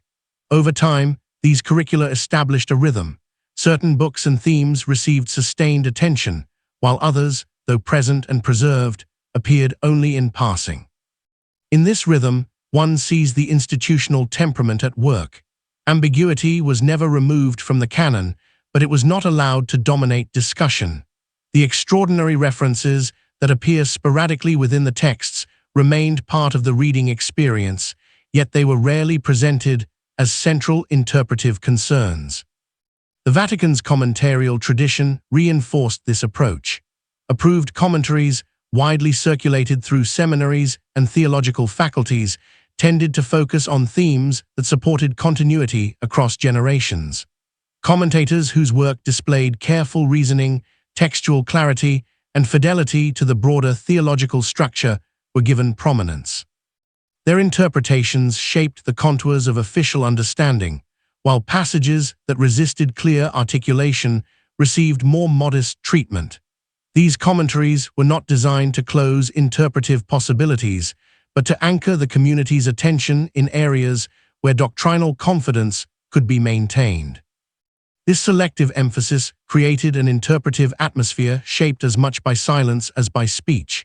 Certain themes received detailed articulation, others remained in their original compact form. The unusual references discussed in earlier chapters fell naturally into this latter category. They were neither hidden nor dismissed.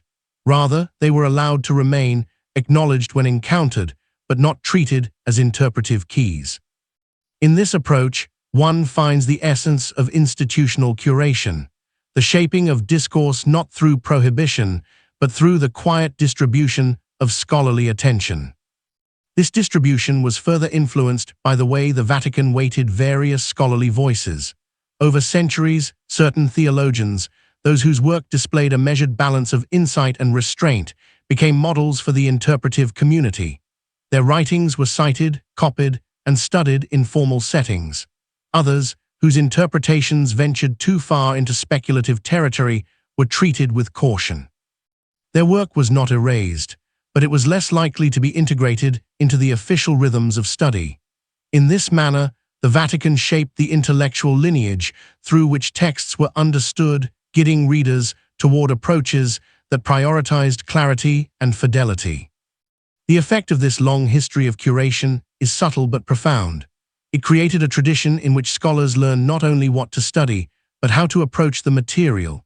They absorbed habits of proportion, recognizing which passages supported doctrinal development and which required a more modest interpretive touch. This internalization of method ensured that sensitive or ambiguous topics were handled carefully without needing explicit directives.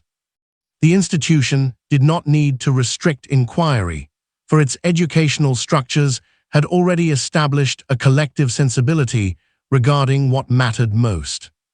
This sensibility extended into the broader culture of theological discourse. Public debates and scholarly exchanges tended to revolve around themes that fit comfortably within the curated body of interpretation. Even when scholars acknowledged the existence of unusual or enigmatic references, they typically situated them within larger frameworks that maintained doctrinal coherence. The extraordinary, therefore, retained its place in the text without becoming a focal point of discussion. It remained part of the scriptural landscape, but did not dominate the horizon. By viewing the Vatican's influence through the lens of curation rather than control, one can appreciate the institutional temperament that shaped these patterns. The preference for clarity over ambiguity, for stable doctrine over speculative inquiry, was not rooted in fear or secrecy, but in a long-standing commitment to intellectual order. The institution understood that the durability of theological systems depended on grounding them in passages that could sustain sustained reflection. Ambiguous lines were preserved, but they were not used as building blocks. Through these mechanisms, curricula, commentaries, weighted voices, and shared habits of proportion, the Vatican has guided the interpretive tradition without altering the text itself. The manuscripts remain intact. The unusual references remain present, yet the pathways through which scholars approach them reflect centuries of curated emphasis. This chapter, therefore, shifts the focus from the presence of the material to the structures that shaped its reception, revealing how subtle forms of guidance can influence interpretation more effectively than overt control. As one moves deeper into the history of institutional scholarship, the cumulative effect of the Vatican's curatorial temperament becomes increasingly evident. What emerges is not an institution that restricts access to ideas, but one that shapes the contours of conversation through the steady application of emphasis. Over centuries, this emphasis acted as a kind of quiet compass, guiding generations of theologians towards certain interpretive horizons while leaving others in the periphery, not erased, not suppressed, but simply less traveled. In this way, curation became a form of intellectual stewardship. This stewardship can be seen in the way the Vatican's academic environment encouraged scholars to frame their inquiries. Students trained within its orbit learned early that some questions offered fruitful pathways into the structure of doctrine, while others opened into areas where clarity was unlikely to be found. They were not discouraged from noticing the enigmatic or unusual lines within the texts. Rather, they were taught to recognize the difference between material that supported the architecture of theological reflection and material that stood outside that architecture's primary load-bearing elements.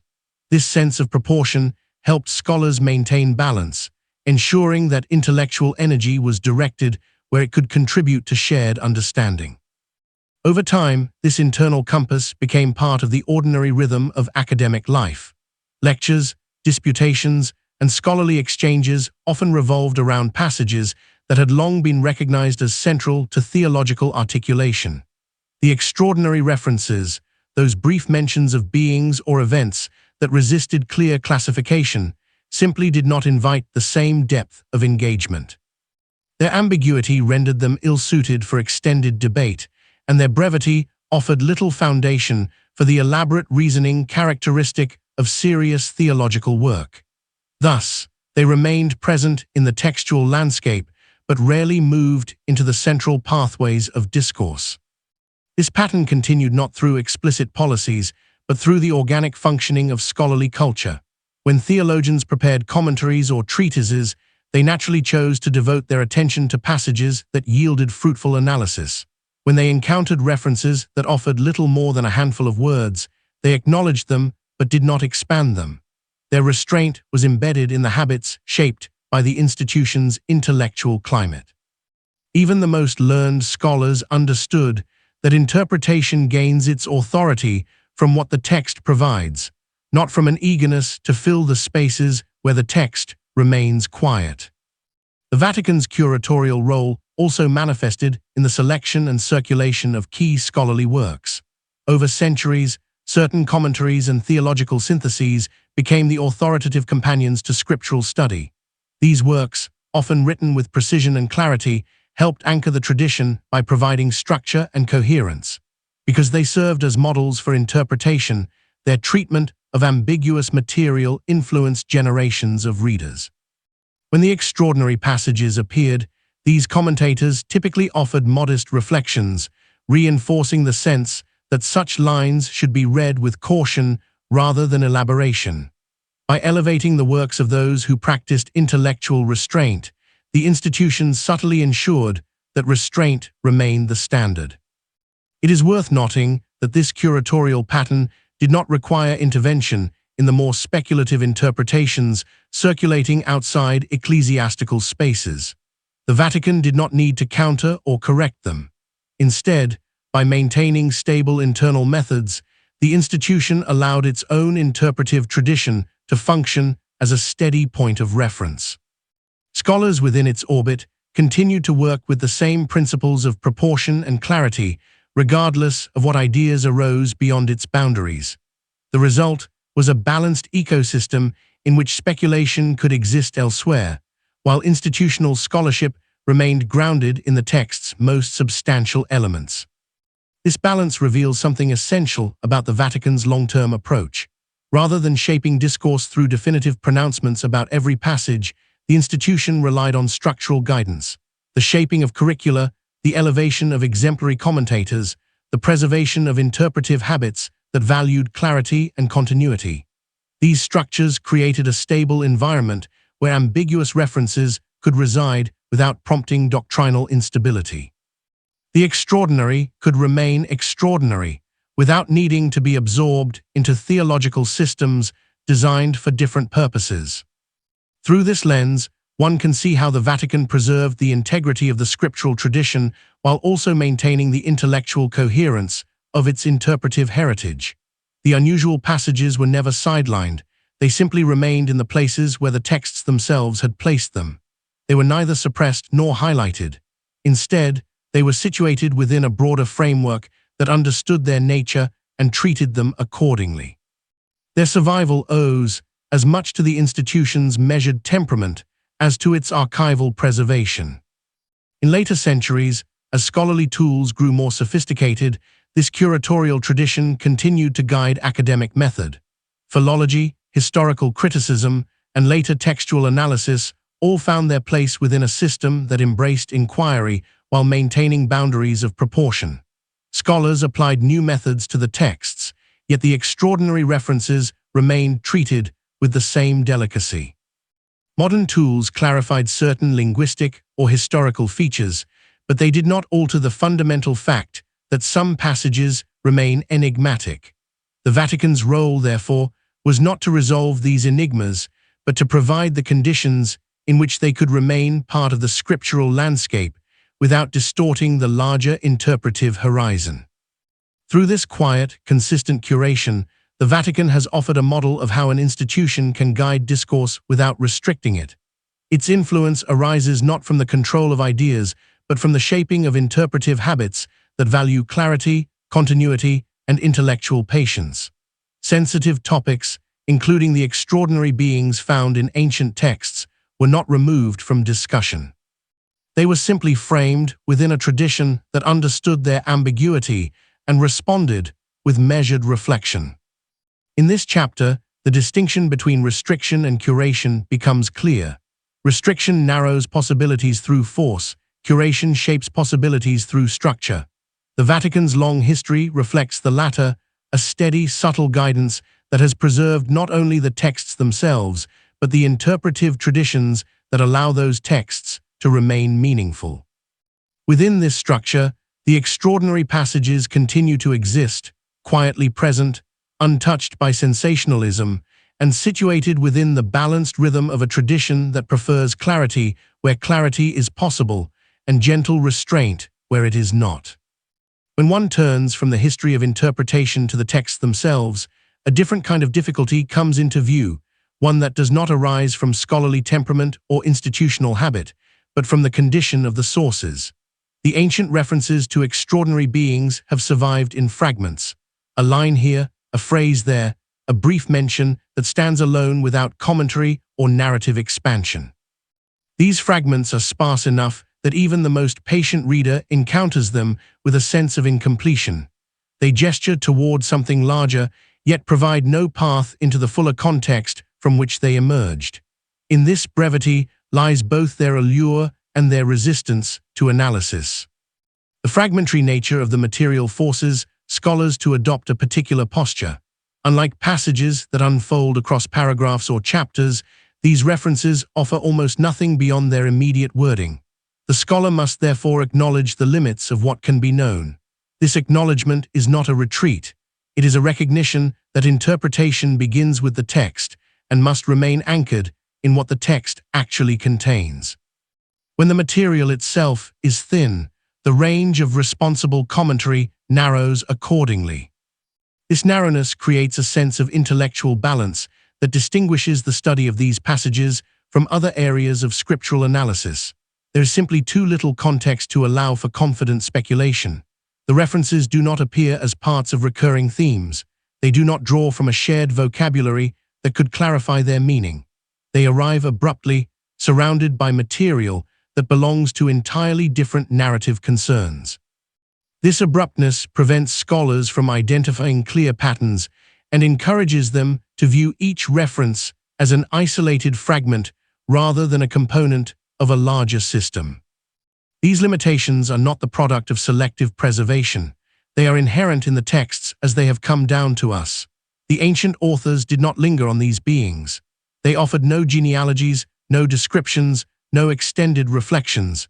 Instead, the references appear almost incidentally, as though they belonged to a cultural memory familiar to the original audience, but already fading by the time the texts were written. Their brevity suggests a world in which not every detail was meant to be recorded. Some things existed within the shared assumptions of the time and required no explanation. For the modern scholar, this missing framework presents a challenge that archival abundance cannot solve.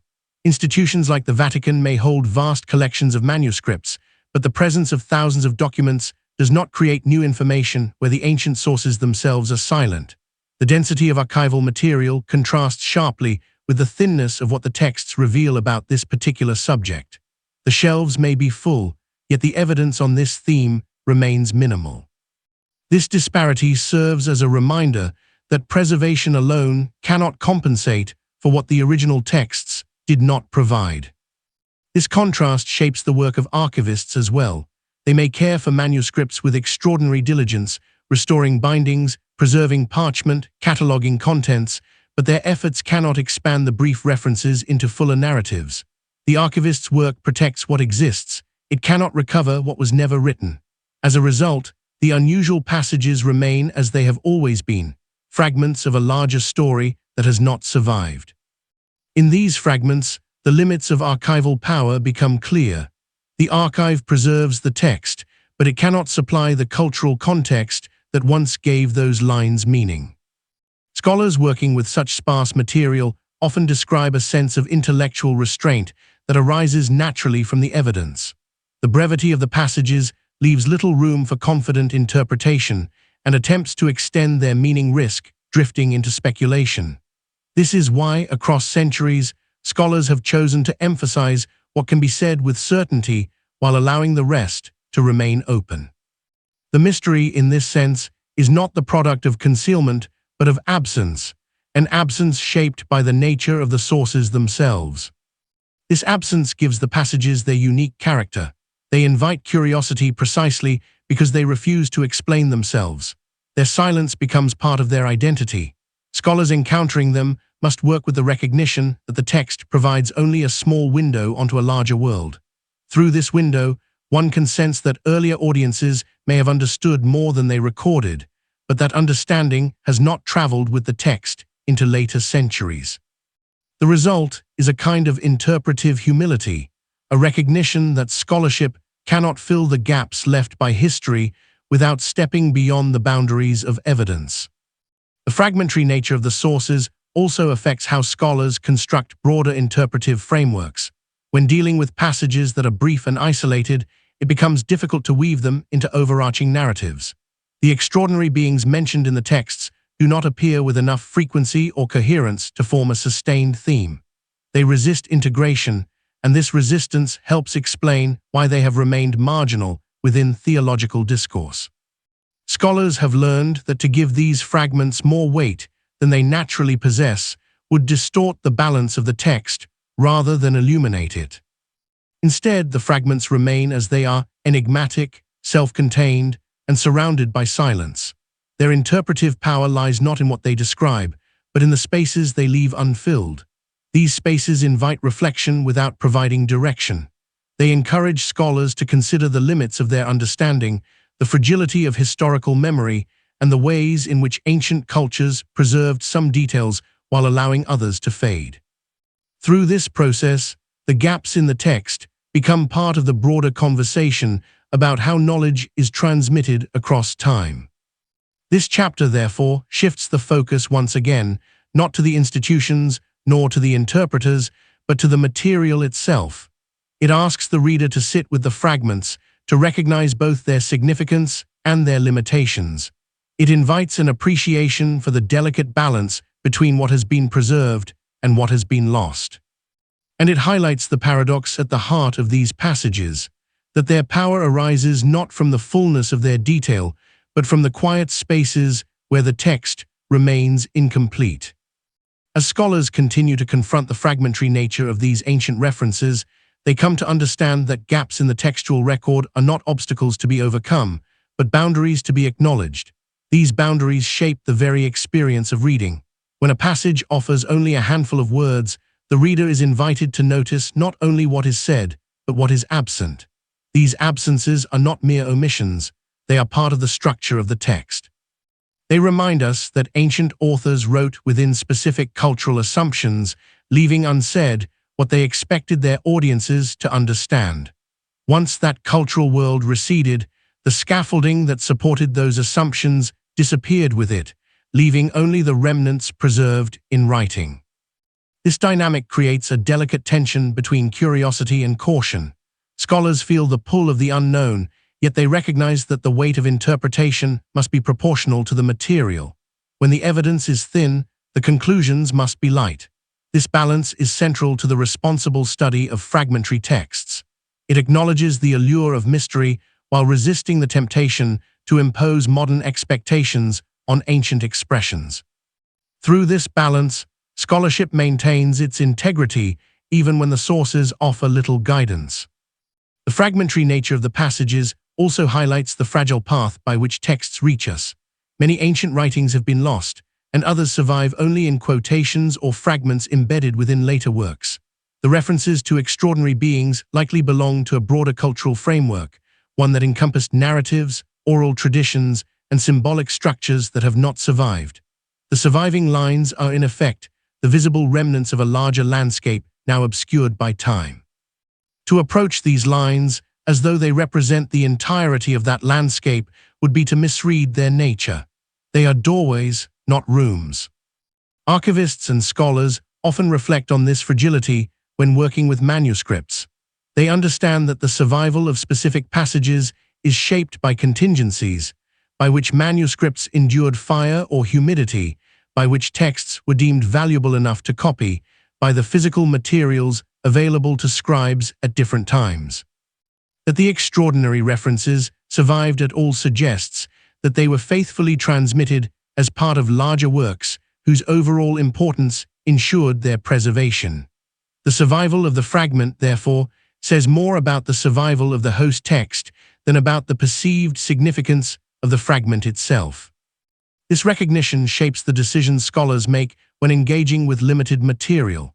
They often refrain from treating isolated references as independent sources of theological or historical insight. Instead, they read them against the broader background of the text in which they appear. The fragment does not stand alone.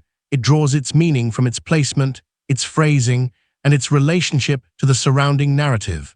Yet even this relationship offers limited support. When the surrounding material does not elaborate, the fragment retains its enigmatic character. This persistent ambiguity becomes an intrinsic part of the interpretive experience.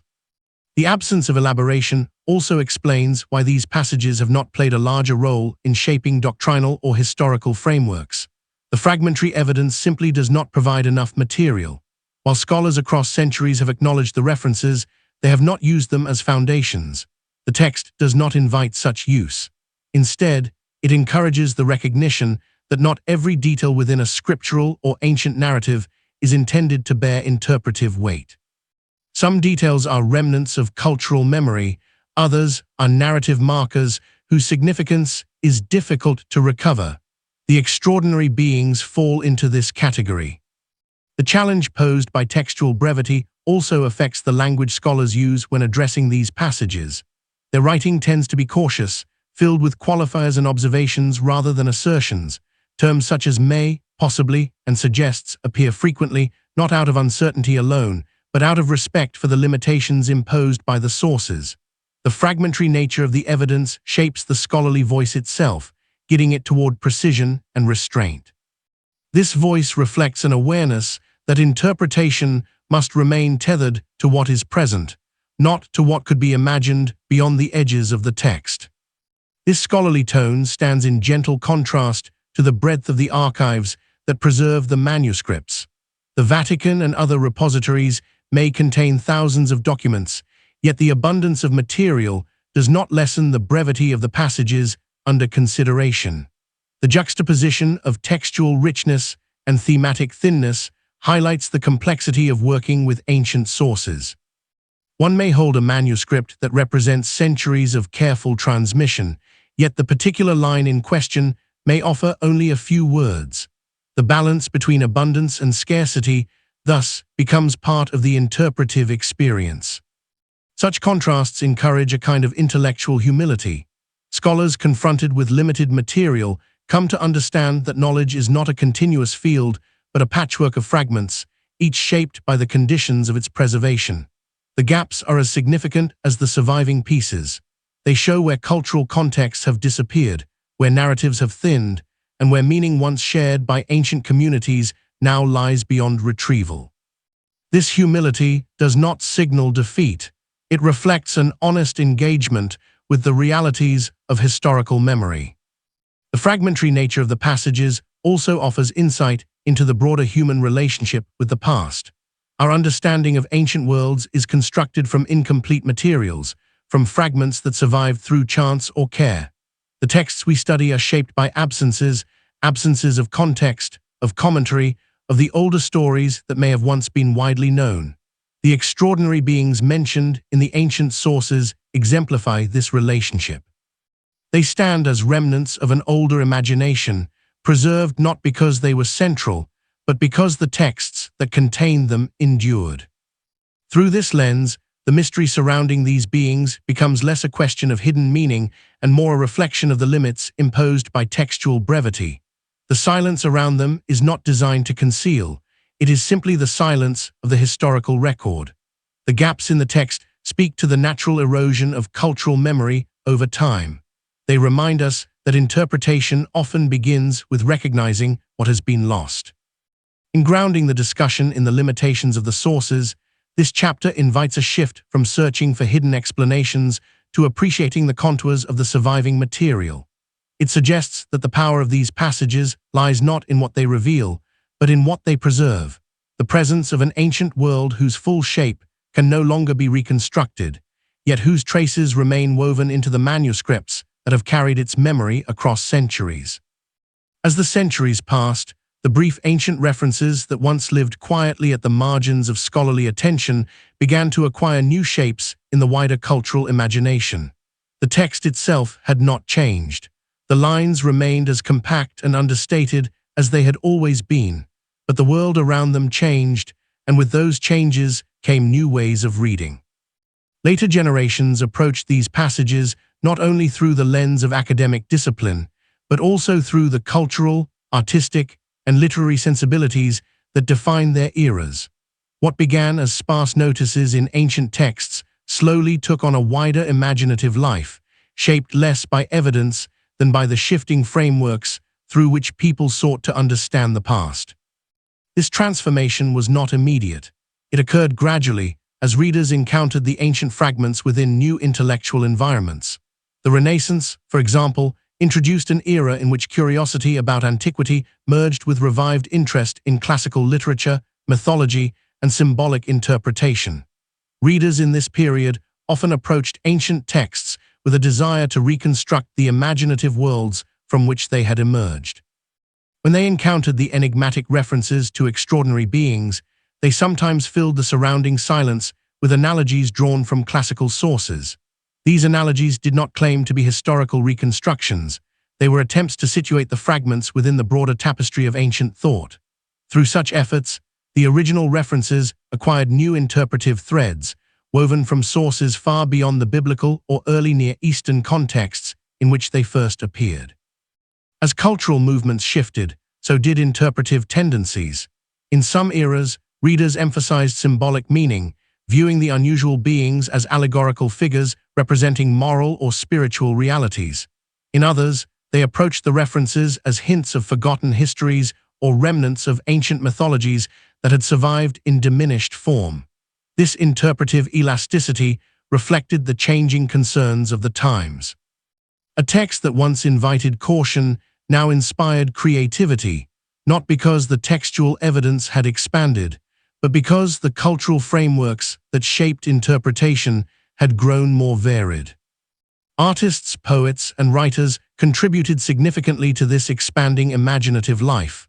For them, the ancient brevity did not pose a limitation, it offered freedom. A few lines describing mysterious beings provided a kind of narrative emptiness into which entire worlds could be projected. Visual art, in particular, often filled the gaps with forms drawn from the cultural imagination, figures of exaggerated scale or hybrid ancestry, capable of embodying themes of power, transcendence, or the boundary between the human and the unknown. These artistic creations were not meant to be taken as historical statements. They were reflections of the era's aesthetic and philosophical interests, shaped by the desire to explore mystery through visual or narrative means. Such reinterpretations inevitably distanced the theme from its original textual modesty. The ancient authors had given the extraordinary beings only a few sparse mentions, yet later centuries, fascinated by what the texts did not say, expanded those references into elaborate scenes, symbolic landscapes, or speculative histories. These expansions reveal more about the imaginations of the later interpreters than about the ancient world. Still, they became part of the broader interpretive conversation, demonstrating how far the theme could travel when readers were not bound by the constraints that shaped earlier scholarly traditions. This expanding imagination did not occur in opposition to the Vatican's more measured stance. Rather, it developed alongside it, occupying a different interpretive space.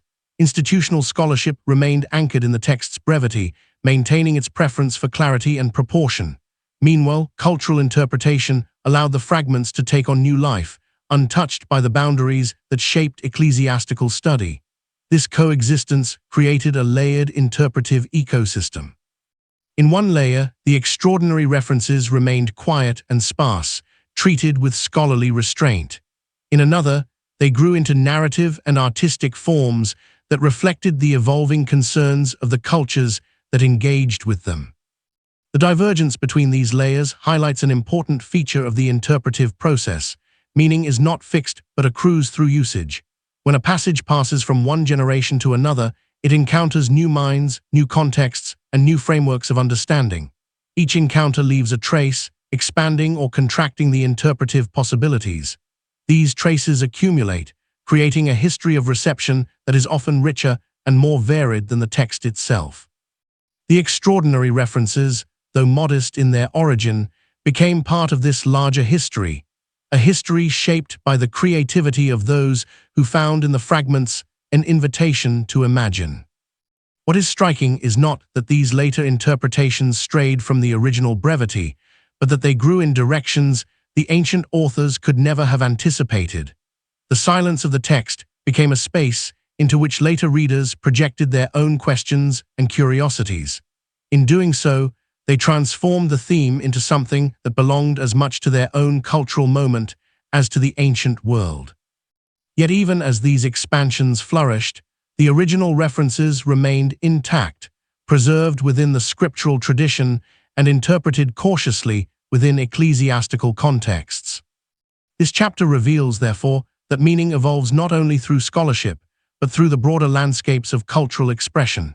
The extraordinary beings mentioned briefly in ancient texts gained new identities as poets, artists, and thinkers imagined what the texts did not specify. Their interpretations did not replace the original passages.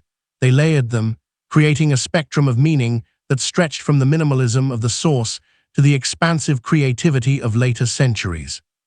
This spectrum reflects the dynamic relationship between text and reader, a relationship shaped as much by absence as by presence. As later centuries continued to engage with the ancient fragments, the expanding imaginative landscape surrounding them grew ever more varied. The brevity of the original references, far from limiting interpretation, created a kind of silent space into which new generations projected their own intellectual concerns. This silence did not constrain thought, it encouraged invention. And within this environment, The extraordinary beings mentioned so quietly in ancient texts became points of convergence for cultural, literary, and speculative curiosity. Many of these reinterpretations emerged not from formal scholarship, but from the broader currents of cultural life. As printing became more widespread and literacy increased, more readers encountered the ancient passages outside institutional settings. Without the gidding structures of ecclesiastical study, they approached the texts with a freedom shaped by their own backgrounds. Some brought with them the influence of folklore, blending the ancient references with local stories or oral traditions. Others read the passages through philosophical lenses shaped by their era, interpreting them as metaphors for human limitations, moral struggle, or the nature of the unknown. In this broader readership, the extraordinary beings became flexible figures, capable of embodying multiple meanings without requiring definitive interpretation. This flexibility grew even more pronounced as literature embraced the theme. Writers in different periods found in the ancient brevity an appealing catalyst for narrative exploration.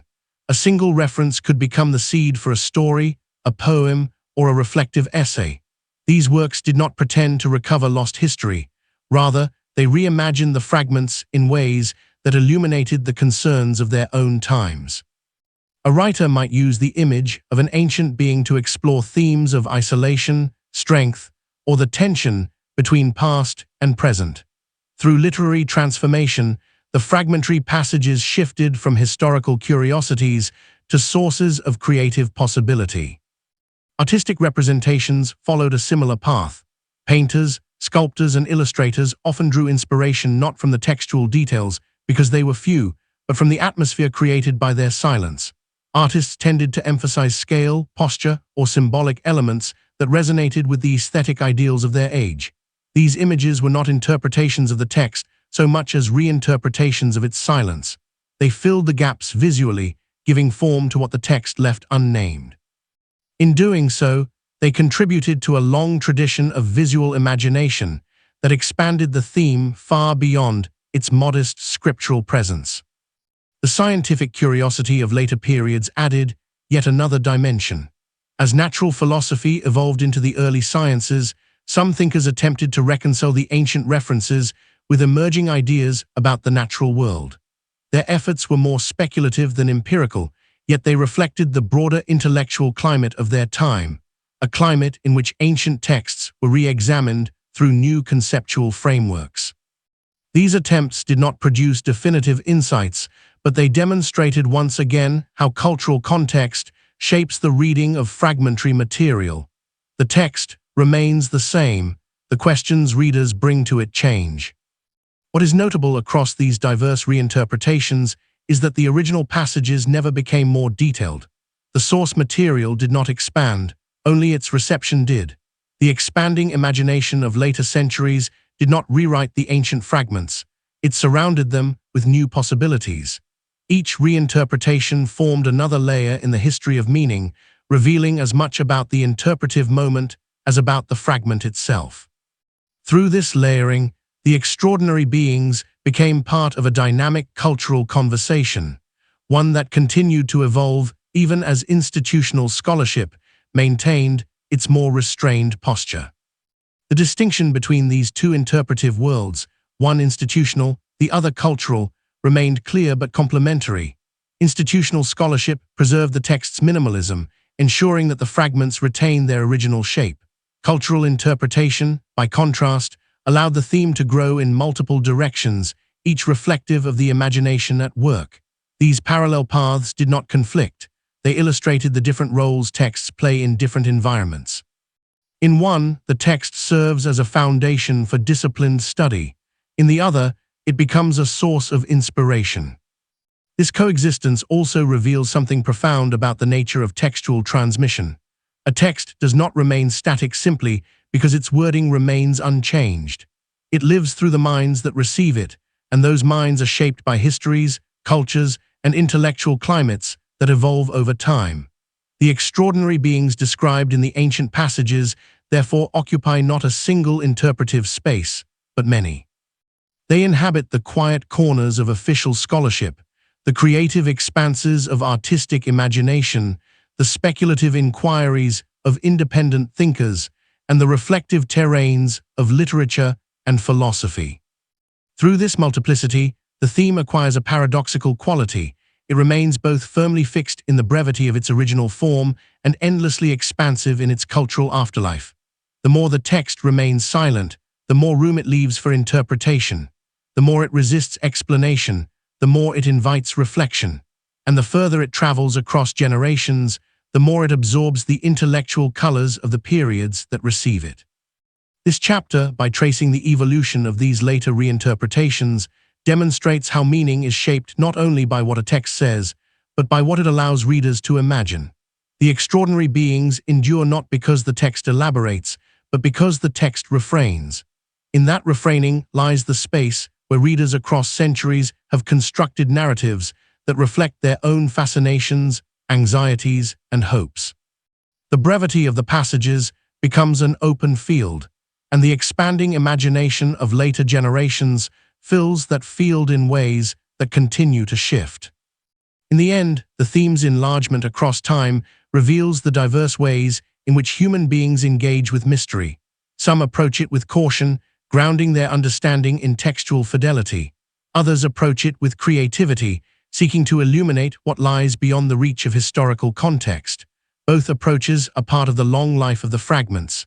Both preserve something essential about the human response to the unknown. When one returns to the internal world of the Vatican, after following the many interpretive paths that branch beyond its walls, a different form of continuity becomes visible, one grounded not in creativity or speculation, but in the quiet endurance of institutional habit. The Vatican's approach to ancient texts, shaped across centuries of careful study, reflects a long-standing understanding of where commentary is most needed and where silence serves just as well. This pattern did not emerge from sudden decisions or singular moments of debate. Instead, it formed gradually as one generation after another absorbed the interpretive rhythms of those who came before them. In this setting, institutional memory functions not as a record of rules, but as a shared understanding of proportion. Scholars within the Vatican learn early that certain aspects of the scriptural tradition call for extended analysis, while others call merely for acknowledgement. These distinctions are not arbitrary. They arise naturally from the structure of the texts themselves, from the clarity of the passages, and from the doctrinal responsibilities carried by the institution. Over time, these distinctions solidify into expectations, not enforced by decree, but reinforced through repeated scholarly practice. The decision not to elaborate on certain themes, particularly those marked by brevity or ambiguity, therefore becomes part of the institution's identity. It is not silence born from hesitation, nor a refusal to explore. It is a recognition that commentary must serve understanding, and understanding is best pursued where the text offers enough substance to support it. When the text offers little, the institution's long memory reminds its scholars that restraint is not a sign of avoidance, but a form of fidelity. A short reference remains short, not because it is deemed unimportant, but because its original form provides no further foothold for interpretation. This habit of proportionality is visible across centuries of internal scholarship. Commentaries written in vastly different eras share similar tones when addressing passages that resist amplification. A scholar from the early Middle Ages and one from the early modern period may differ in language, method, and intellectual environment, yet both exhibit the same measured approach when encountering the extraordinary references. They treat the lines as elements of the text to be preserved, but not pressed into meanings they cannot support. The consistency of this treatment reveals the subtle power of institutional continuity. Even as intellectual methods evolve, the general shape of interpretive restraint remains the same. Part of this continuity arises from the way the Vatican educates its scholars. The institution's training emphasizes doctrinal clarity and interpretive discipline. Students learn that some passages form the foundations of the theological structure, while others serve different functions: narrative, historical, symbolic, or simply textual. They learn that interpretation is strongest when built upon passages that offer linguistic and conceptual stability. When they encounter ancient fragments that lack context, they instinctively adopt the smaller gestures of acknowledgement rather than the larger gestures of explanation. This instinct is not imposed, it is inherited. Institutional memory, in this sense, acts as a kind of intellectual atmosphere. It surrounds the scholar long before they encounter any specific passage.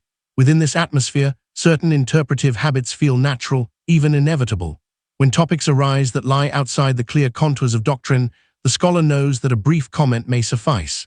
The decision not to elaborate becomes a continuation of what earlier scholars have done, a way of maintaining the stability that the institution values. This stability does not suppress inquiry. It provides a framework in which inquiry can unfold without losing its center.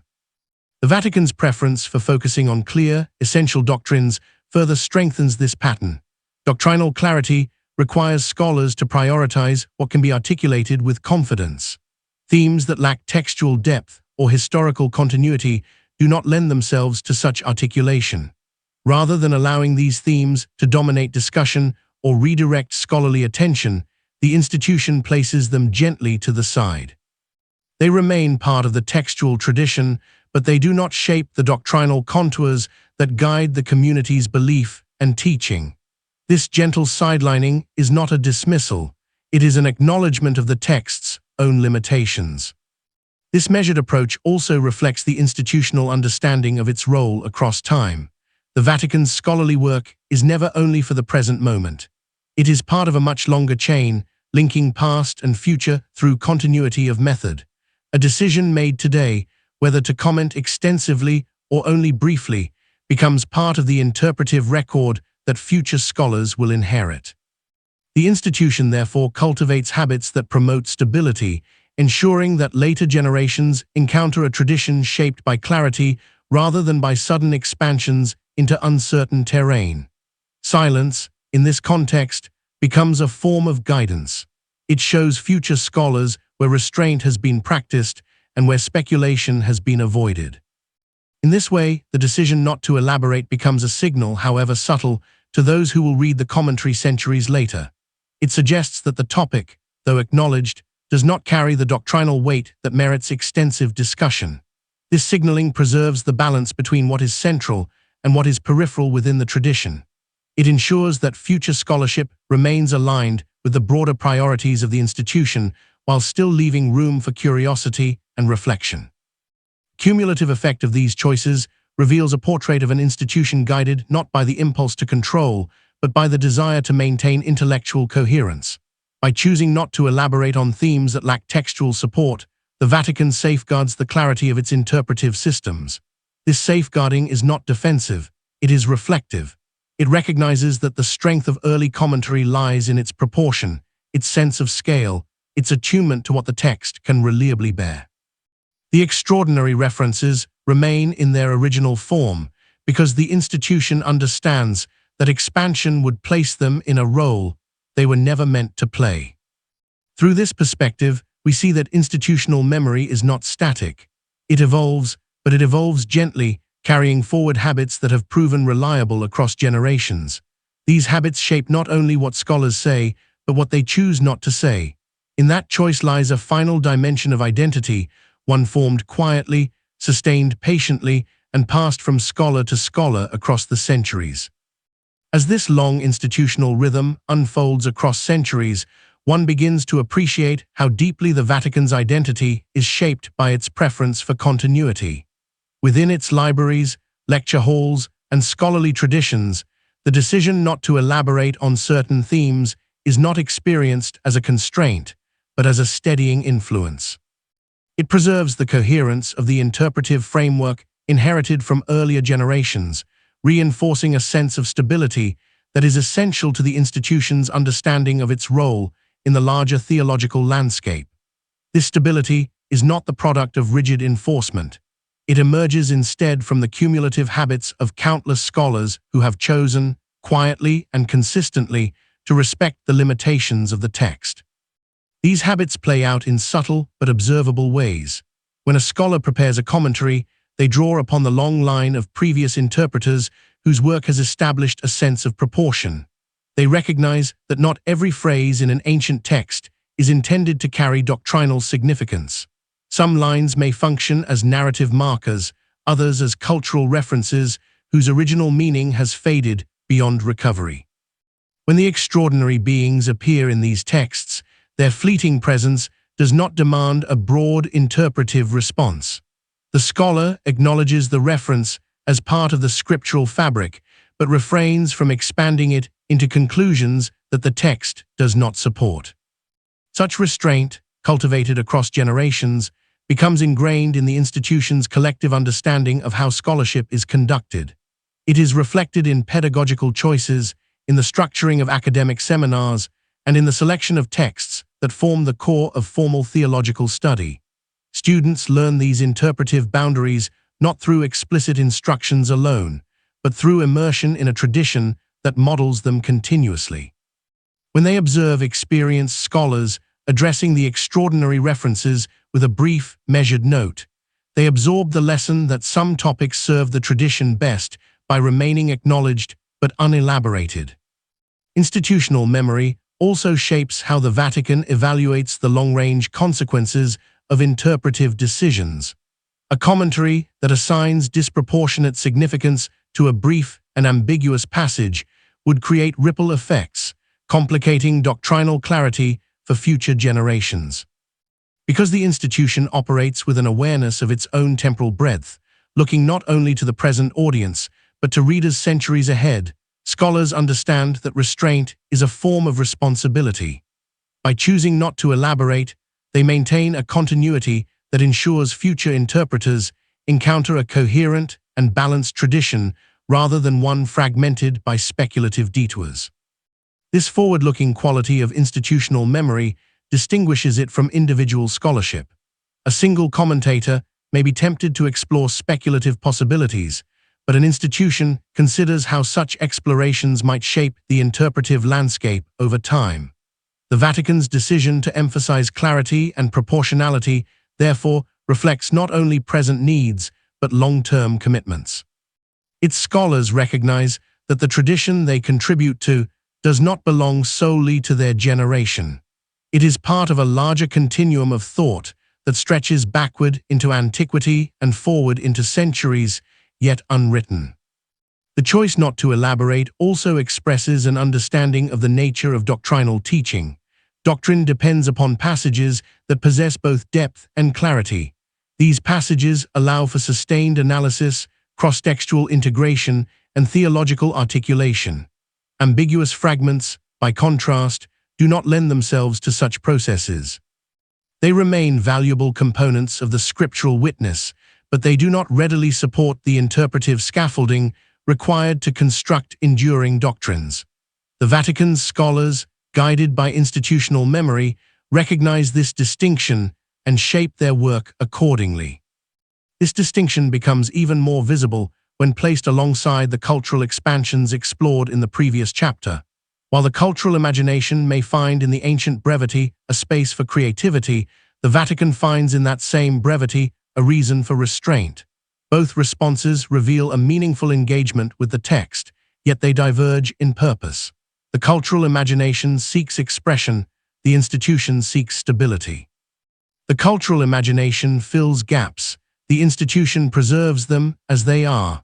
These complementary approaches reflect two different forms of respect, one for the expressive potential of the theme, the other for the integrity of the text. Institutional memory also includes the awareness that silence can be a form of preservation. By choosing not to elaborate, the Vatican allows the extraordinary references to remain what they have always been, small yet enduring elements of the scriptural record. They are neither magnified nor diminished. Their presence is acknowledged without being transformed. This approach ensures that future scholars encounter the passages in a state as close as possible to their original form. The institution thus acts not as a commentator imposing meaning, but as a custodian preserving space for future inquiry, even if that inquiry remains modest. The cumulative effect of these decisions forms a kind of institutional personality, measured, reflective, and attentive to scale.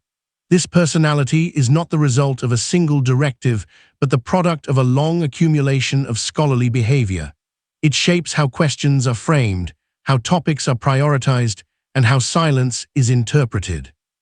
It teaches that not every textual feature requires expansion, and that sometimes the most responsible interpretive gesture is the simplest one, a careful acknowledgement followed by a return to passages that offer greater clarity.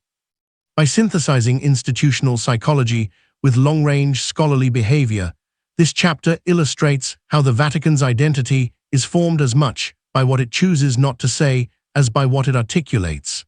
Its long memory encourages consistency, guiding scholars toward interpretive practices that uphold clarity without erasing complexity. This consistency does not close the door to future insights. It merely signals that those insights must arise from evidence, not from the desire to fill ancient silences with modern imagination. Thus, the decision not to elaborate becomes more than a preference. It becomes a hallmark of continuity, a quiet thread woven through centuries of study. In maintaining this thread, the Vatican ensures that its interpretive tradition remains steady even as the world around it shifts, preserving the balance between fidelity to the text and the responsibility of shaping the intellectual heritage passed down to each new generation. In the modern era, the experience of reading ancient texts unfolds in a landscape shaped by expectations very different from those held by earlier generations. Contemporary readers often approach historical material with a desire for clarity, coherence, and comprehensive explanation. When they encounter passages that offer only brief hints, small references left without elaboration, they feel the absence of detail as strongly as the presence of the words themselves. These silences, once accepted as natural limits of the textual world, now become spaces in which imagination stirs. What earlier scholars treated as simple brevity, many modern readers interpret as intentional secrecy. This tendency does not arise from the text, but from the interpretive habits cultivated in an age accustomed to abundant information. Modern readers live in a time when data is expected to be plentiful, searchable, and accessible. They are accustomed to finding explanations readily available in commentaries, databases, and digital archives. When these tools encounter the severe minimalism of the ancient passages, they illuminate the contrast between modern expectations and historical realities. The absence of detail seems unusual precisely because so much else in contemporary life is built on the assumption that the missing information can be retrieved. Silence, therefore, begins to carry connotations it did not originally possess. It feels intentional, even when it is simply the product of distance, loss, and the natural limitations of ancient writing. This interpretive habit is reinforced by the way modern culture often associates mystery with hidden intention. In literature, film, and digital media, gaps in information frequently serve narrative purposes, signaling secrets waiting to be uncovered. These storytelling conventions shape the way modern readers approach historical texts. When they encounter a brief reference to an extraordinary being surrounded by silence, their interpretive instincts, shaped by modern narrative forms, urge them to search for a design behind the brevity. The silence feels deliberate, as though a storyteller were withholding something significant. Yet the ancient author, writing within a completely different cultural framework, may not have intended anything beyond a simple mention. This tendency to project modern narrative expectations onto ancient texts can create a sense of mystery that the original audiences may not have experienced. The scribes who copied the texts, the commentators who acknowledged the passages, and the institutions that preserved them often accepted their brevity without feeling compelled to expand them. For them, the lack of elaboration signaled neither secrecy nor omission. It simply reflected the nature of the material. In contrast, the modern reader, encountering the same brevity, may interpret it as evidence that something has been deliberately left unsaid. Modern readers also bring to the text a different relationship to authority. Earlier generations tended to assume that if a topic was not emphasized by scholars or institutions, it was because the topic lacked interpretive weight. Today, however, silence is sometimes read as a sign of selective emphasis, an indication that the topic has been minimized or overlooked for reasons that invite scrutiny. This interpretive shift does not reflect an increase in available evidence. It reflects a change in the psychology of readership. What earlier commentators accepted as reasonable restraint can appear to the modern mind as a meaningful omission. This dynamic intersects with another modern tendency, the desire to seek patterns across disparate sources. Contemporary readers, accustomed to synthesizing information from many fields, often look for connections where earlier scholars saw none. A brief reference may become part of a larger network of ideas assembled from archaeological findings, comparative mythology, or speculative theories. These connections, though imaginative, can amplify the sense that the ancient silence conceals something significant.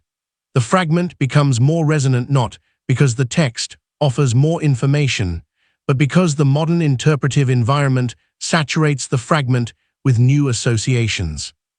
The modern fascination with the unsaid also arises from the allure of uncertainty itself. In a time marked by extensive documentation, the rare spaces where the record is thin seem to stand out more sharply. The mind lingers where knowledge falters, dwelling on the boundaries rather than the center. The extraordinary beings mentioned in the ancient texts become focal points precisely because they resist full understanding. Their silence offers a kind of interpretive freedom, an opportunity to explore possibilities that more detailed passages would restrict. This freedom can feel compelling, even when it leads beyond what the evidence permits. This psychological landscape shapes modern discussions in ways that differ markedly from the quiet proportionality exercised by earlier scholars. While medieval and early modern interpreters emphasized familiarity and textual clarity, modern readers often emphasize the gaps. These gaps become the places where curiosity settles, where the imagination begins to work. The silence surrounding the ancient references becomes a canvas upon which the modern mind traces its own questions. Yet the very shape of those questions reflects contemporary concerns rather than ancient ones. Understanding this shift helps explain why certain themes seem more mysterious now than they did in their original contexts. It is not that the passages have acquired new meaning, but that the expectations brought to them have changed. The modern reader approaches the ancient text not simply as a historical document, but as a puzzle, one whose missing pieces invite speculation. The scribe who quietly copied the line and continued to the next would likely have found such speculation foreign. For the scribe, the brevity required no explanation. For the modern reader, the brevity becomes the explanation. In this contrast, one sees how meaning evolves not only through commentary, but through the interpretive habits of the age. Modern readers, shaped by a world of abundant information, sometimes view silence as an anomaly rather than an inherent feature of ancient writing. The result is a reading experience marked by curiosity, projection, and the desire to recover what has been lost. Yet the ancient text remains unchanged, offering its few words with the same measured simplicity as it has across centuries. As the modern reader moves through ancient texts, the experience of confronting what is unsaid becomes a kind of interpretive crossroads. The silence surrounding certain passages creates a pause in the reading that earlier audiences may not have felt. For those living in the ancient world, such brevity might have reflected shared assumptions, narrative efficiency, or a cultural familiarity that required no elaboration. But for today's readers, who inhabit a world saturated with explanation, the pause becomes a space for inquiry. Modern expectations lean toward completeness, and when completeness is absent, the imagination steps forward in its place. This imaginative response is neither careless nor unwarranted. It arises from genuine curiosity, a desire to understand a world whose contours are partly visible and partly lost.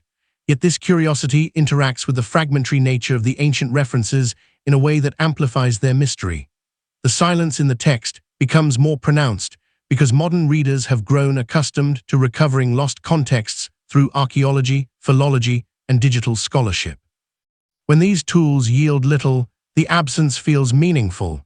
The text seems to resist illumination, and that resistance becomes part of its appeal. This appeal is further strengthened by the modern association between silence and intentionality. Contemporary discourse, shaped by expectations of transparency, often interprets gaps in information as deliberate omissions. When modern readers see that official commentary traditions devote little space to extraordinary references, they sometimes infer that the silence reflects a purposeful choice to avoid elaboration. Yet, as earlier chapters have shown, the restraint is rooted not in secrecy, but in the limitations of the material. The ancient brevity did not demand extensive commentary, and institutional traditions responded accordingly. The modern mind, however, accustomed to environments in which unspoken points often carry hidden meaning, may read significance into this deliberate restraint. This interpretive inclination becomes even more pronounced when modern readers consider the broader cultural landscape. Stories of ancient civilizations, mythologies, and enigmatic references often circulate in popular media with a focus on the hidden or unexplained. These narratives, though creative and engaging, use silence as a device, suggesting that gaps conceal secrets rather than reflect the natural limits of surviving evidence.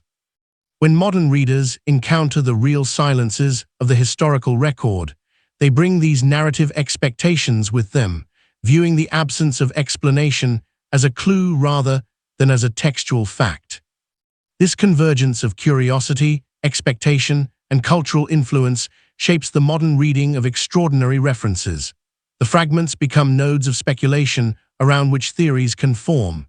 In academic study, these theories remain grounded even when they explore broader contexts, but in less formal interpretive environments, the silence itself becomes a kind of open terrain.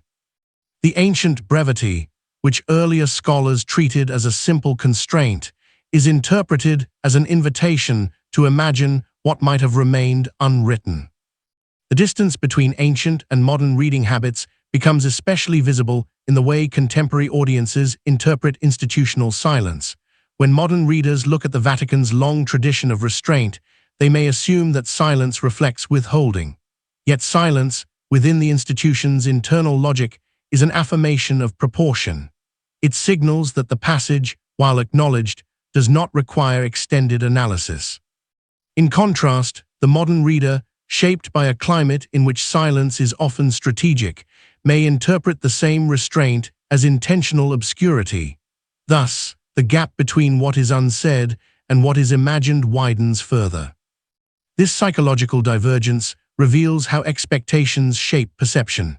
The medieval or early modern scribe, copying the passage with careful neutrality, did not interpret the silence as meaningful. The modern reader, encountering the same passage, may see in the silence an entire landscape of possibility. A single line that earlier scholars treated as a textual aside becomes, for the contemporary reader, a point of fascination, a point where the boundary between the known and the unknown becomes sharply visible. Understanding this shift is essential for appreciating how topics grow more mysterious with time. The passages themselves have not changed. What has changed is the interpretive framework through which they are read.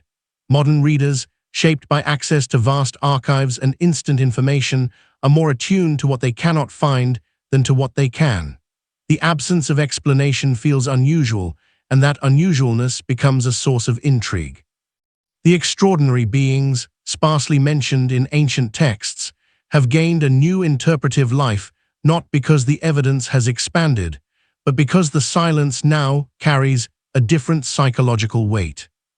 This dynamic creates a parallel between cultural reinterpretation and personal reading experience. Just as later centuries expanded the theme through art and literature, the modern reader expands it internally. The mind fills the gaps not with formal commentary, but with speculation, wonder, and the desire for clarity. These internal expansions are not recorded in manuscripts or interpretive traditions, yet they shape the way contemporary audiences engage with the material. The text becomes a point of reflection, prompting questions that earlier readers did not ask. The chapter thus reveals that the modern fascination with the unsaid arises not from the text itself, but from a shift in interpretive posture. When the historical record offers little, modern readers respond by imagining more. When the institution remains silent, they interpret the silence as meaningful. And when the ancient passages resist explanation, their resistance becomes a form of invitation.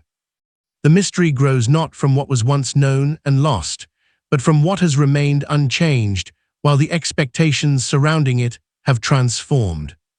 In recognizing this shift, the modern reader gains a clearer awareness of their own interpretive lens. They can begin to see that the allure of the unsaid is shaped not only by the ancient text, but by the assumptions and habits they bring to it. The silence that once felt like an invitation to search can also be understood as a boundary, one that reflects the natural contours of the ancient material. In this understanding, the text's brevity becomes less of a puzzle to be solved and more of a reminder that the past often speaks in fragments, leaving space for reflection rather than resolution. As the long arc of this narrative draws toward a point of stillness, one finds that the themes traced across the preceding chapters settle not into answers, but into a quiet awareness.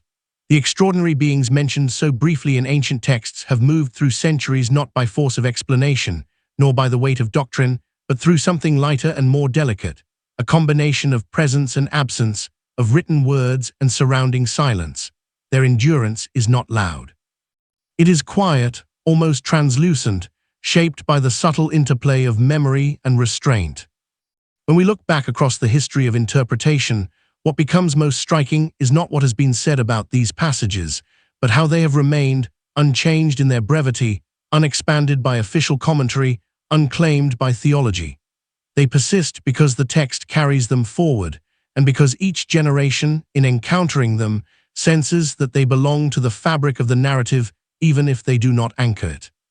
Their survival is an example of how ideas can endure without being central, how small features in the textual landscape can remain visible even as more prominent themes rise and fall around them.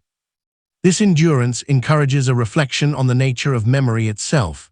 Institutions preserve texts, but it is the long continuity of scholarly behavior that determines which ideas receive emphasis and which remain quietly in place. In this sense, the extraordinary references have survived not because they demanded attention, but because no one sought to remove them.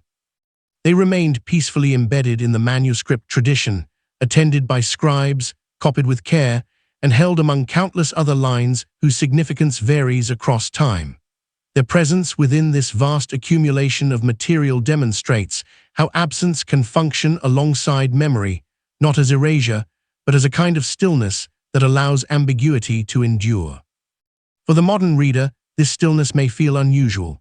Much of contemporary life is shaped by the expectation that every question has an answer waiting to be discovered, every silence a meaning waiting to be revealed. Yet the manuscripts and their long custodians offer a different perspective. They show that some elements of the past resist full articulation, not because they are concealed, but because they belong to moments and contexts that history no longer holds. Their resonance lies not in what they reveal, but in the gentle reminder that not all knowledge is recoverable, nor meant to be. This realization invites a different form of curiosity, one that is neither urgent nor restless. Instead of seeking to resolve the ambiguity, the reader may simply sit with it, acknowledging that the quiet presence of these passages across centuries reflects something enduring about the human relationship with mystery.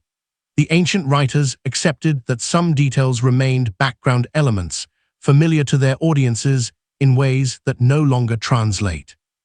The medieval scribes recognized that brevity was part of the manuscript's integrity, copying the lines without feeling compelled to explain them. The Vatican's scholars allowed the references to remain where they were placed, trusting that interpretation need not expand into areas where the text offered little guidance. Across this long history, a pattern emerges, a patient acceptance of what is written and what is not. This acceptance does not diminish the mystery, it preserves it. It allows the passages to remain open without forcing them into interpretive frameworks that were never meant for them. The silence that surrounds them becomes part of their meaning, part of their quiet journey through time. From this vantage, the extraordinary references become less a topic to be explained and more a reminder of how texts function within the broader sweep of history. They show that memory is never complete, that interpretation unfolds gently, and that the boundaries of knowledge do not diminish the richness of what remains.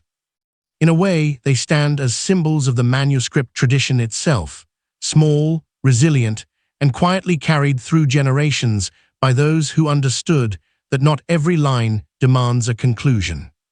In the stillness of this reflection, one senses the subtle continuity that binds the centuries together.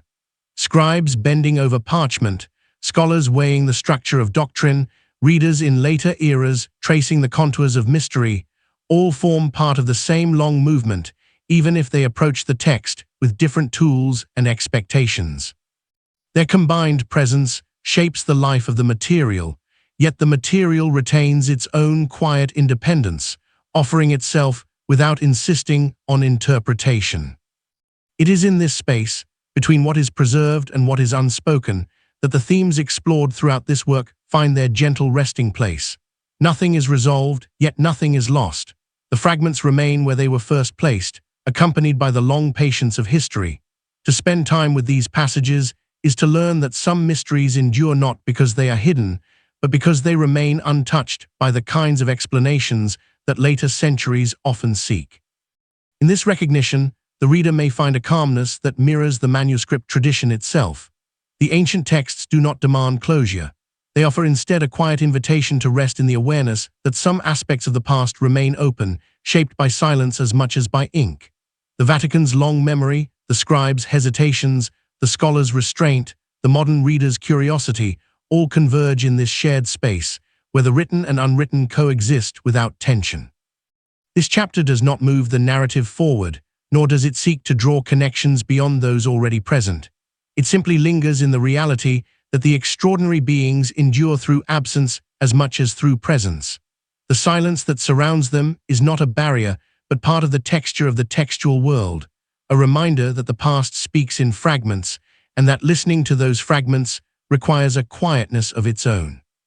As this final reflection continues, the rhythm of the narrative settles into the kind of quiet that accompanies the end of a long journey, one in which many paths have been traced, not to reach resolution, but to observe how ideas move through time. The extraordinary beings who first appeared in the narrow spaces of ancient texts have accompanied us through centuries of scholarship, silence, and curiosity. Now, as we pause with them one last time, their presence feels less like a subject waiting to be illuminated and more like a companionable shadow, familiar precisely because it has never stood fully in the light. The endurance of these references reminds us that memory does not always depend on clarity. Often it is the faintest lines, the smallest details, the gestures barely articulated by their original authors that persist most gently. They linger because no one has tried to make them into something larger than they are. They remain intact because they were allowed to remain incomplete. Their fragmentary nature has protected them from overuse, from doctrinal pressure, from the weight of expectations. What survives today is not a story, but a trace, a reminder of how the ancient world sometimes expressed itself in partial glimpses. This partiality mirrors the way human understanding encounters the past. No reader, no matter how learned, ever holds the full context of an ancient line. Instead, understanding emerges through the interplay of what is preserved and what has been lost. The manuscripts that carried these passages across continents and centuries did not bring with them the cultural assumptions that once made them clear. They carried only the words, leaving the silence behind them. The modern reader enters that silence not to fill it, but to recognize it as part of the text's identity. In this recognition, a certain calmness arises. One begins to accept that mystery is not a flaw in the record, but a natural feature of it. The scribes who once paused over the unusual lines did not expect to unravel them. They simply recognized their presence and moved forward with care.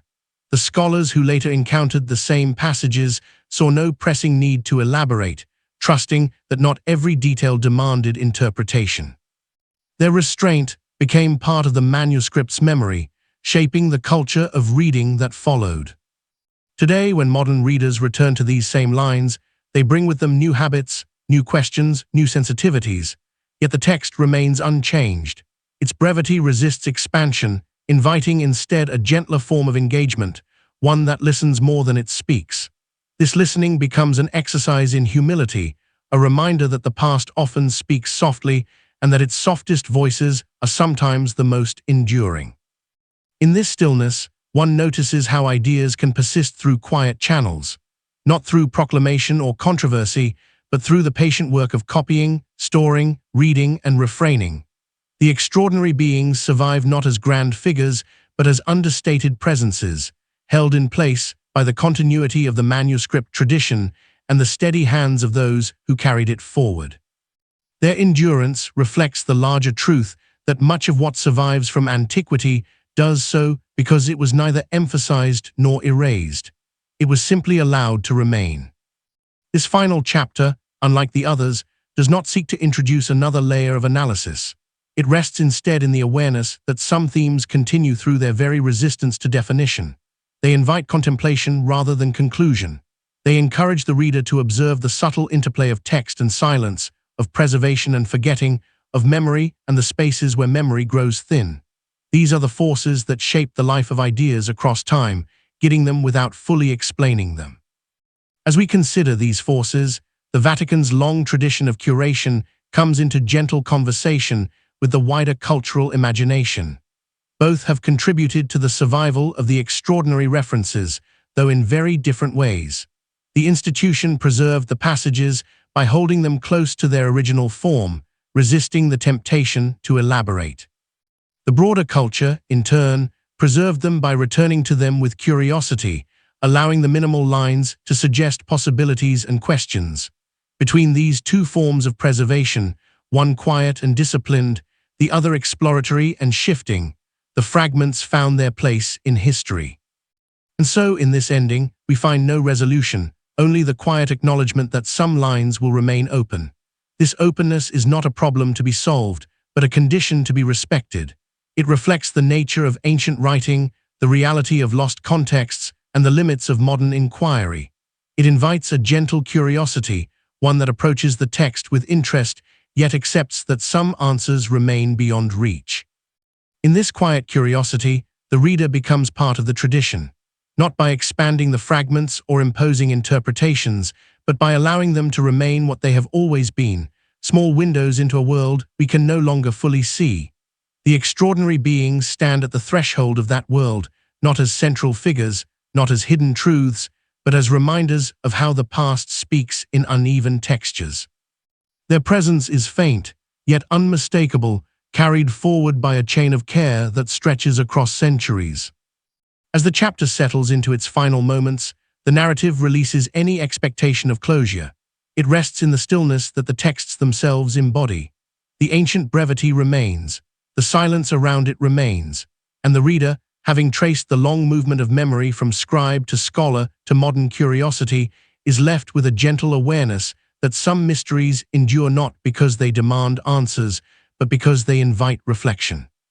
In this awareness, the story does not conclude, it simply becomes quiet.